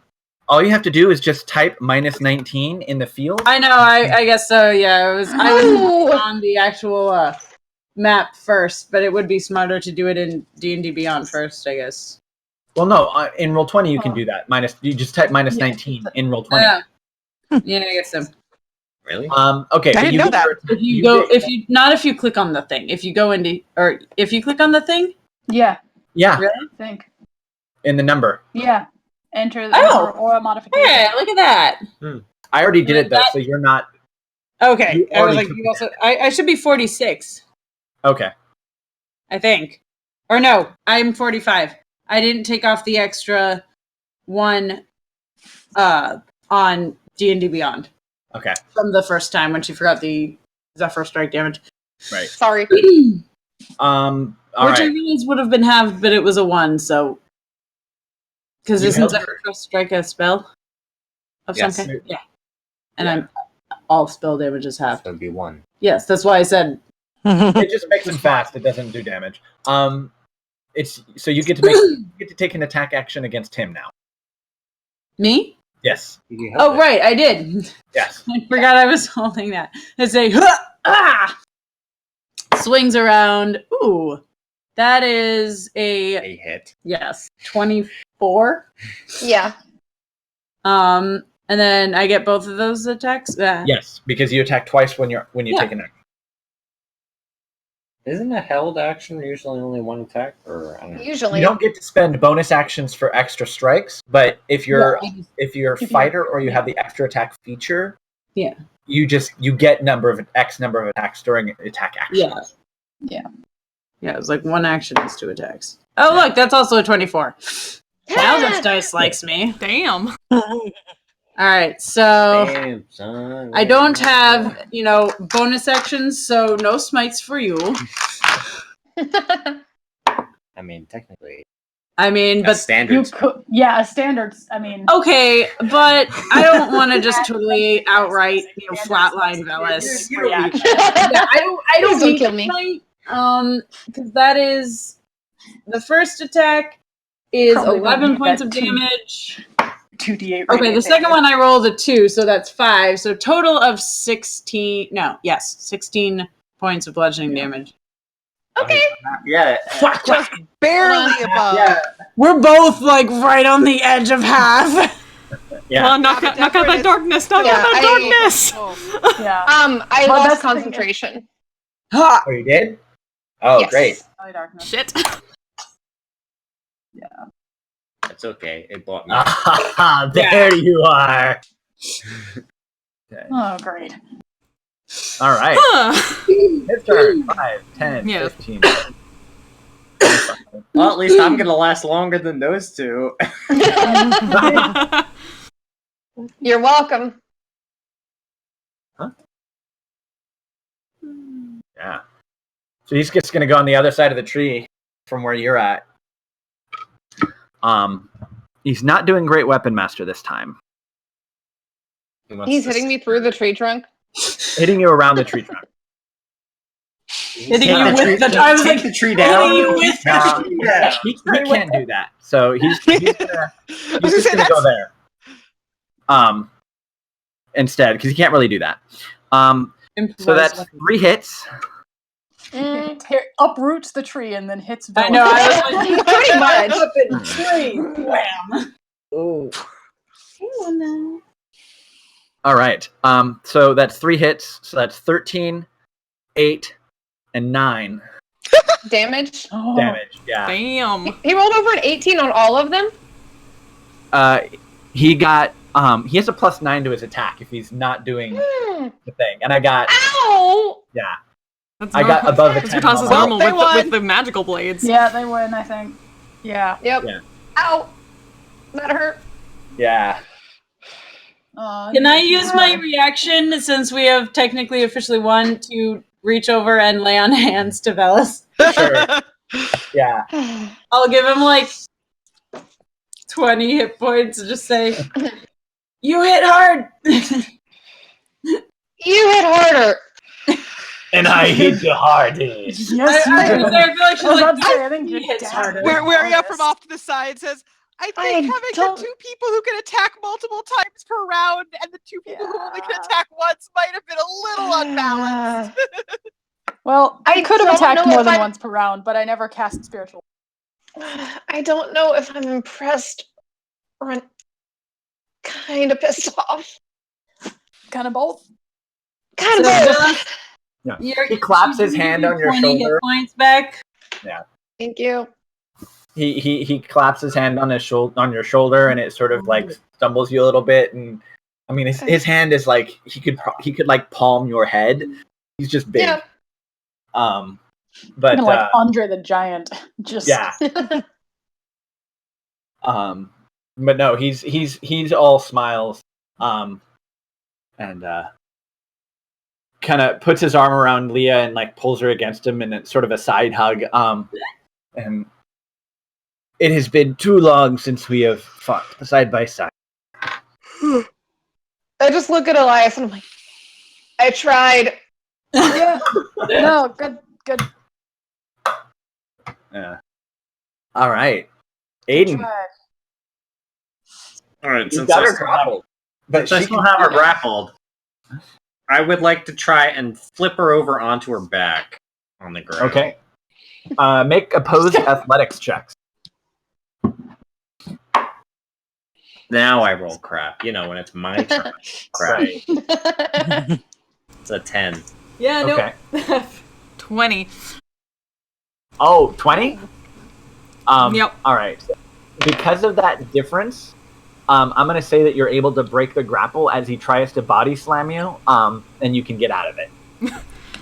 Great. I mean, I wasn't trying to, like, body slam her. But, Yeah, it's more. Like, yeah, just kind of, like, throw her over. Yeah, it's like I would spin. yeah, with a different, like a 20 versus a 10, she just gets out of she's able to pull out of your grasp.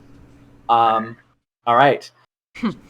We'll go ahead and get rid of Elias and Leah and everyone from their turn order. Oh, not you. You accidentally got rid of Cortana. Yeah, All right. Okay. Just smirks at the attempt there, and she slips out of it, and then Yeah, so it's just kind of everyone's kind of gathered around watching you. And there's I'd completely forgotten about the peanut gallery of all the Furbolg watching, but like every now and again they clap and they cheer as people do stuff.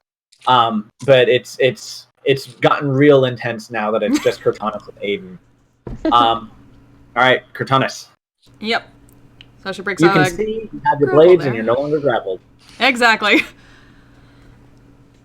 Just kind of like really focused at this point after what all went down there, and she's going to kind of prep back, like lean back a little bit, then get down, and then just kind of rush him with both blades kind of crossed, try to slash both ways, and then move around to the side, duck down, and do kind of a Utna last like jab right straight forward. So first attack is nope. Second is better, so that's a natural 19. So that is 9 damage, and then the last one is 13 plus 8, so 21 for another 9. Okay. Oof.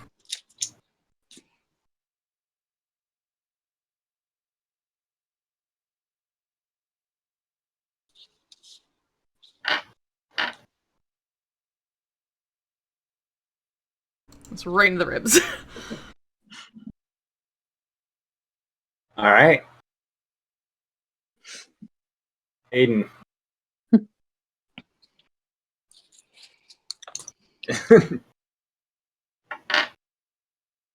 I mean, that's the fight, right?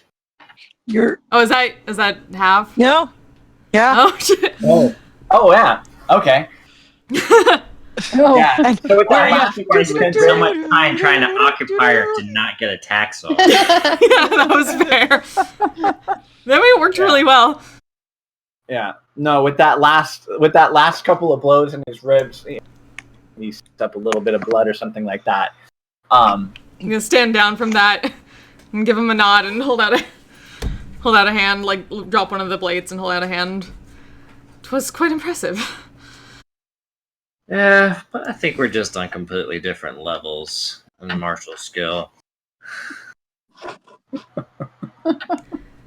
I have seen thee do much with magic and magical blades, so thou seemeth to have quite a collection of skills. Pays to be versatile. That I canst understand. How doth thou see in the darkness like that? Magic! Literally, Weria just yells, magic!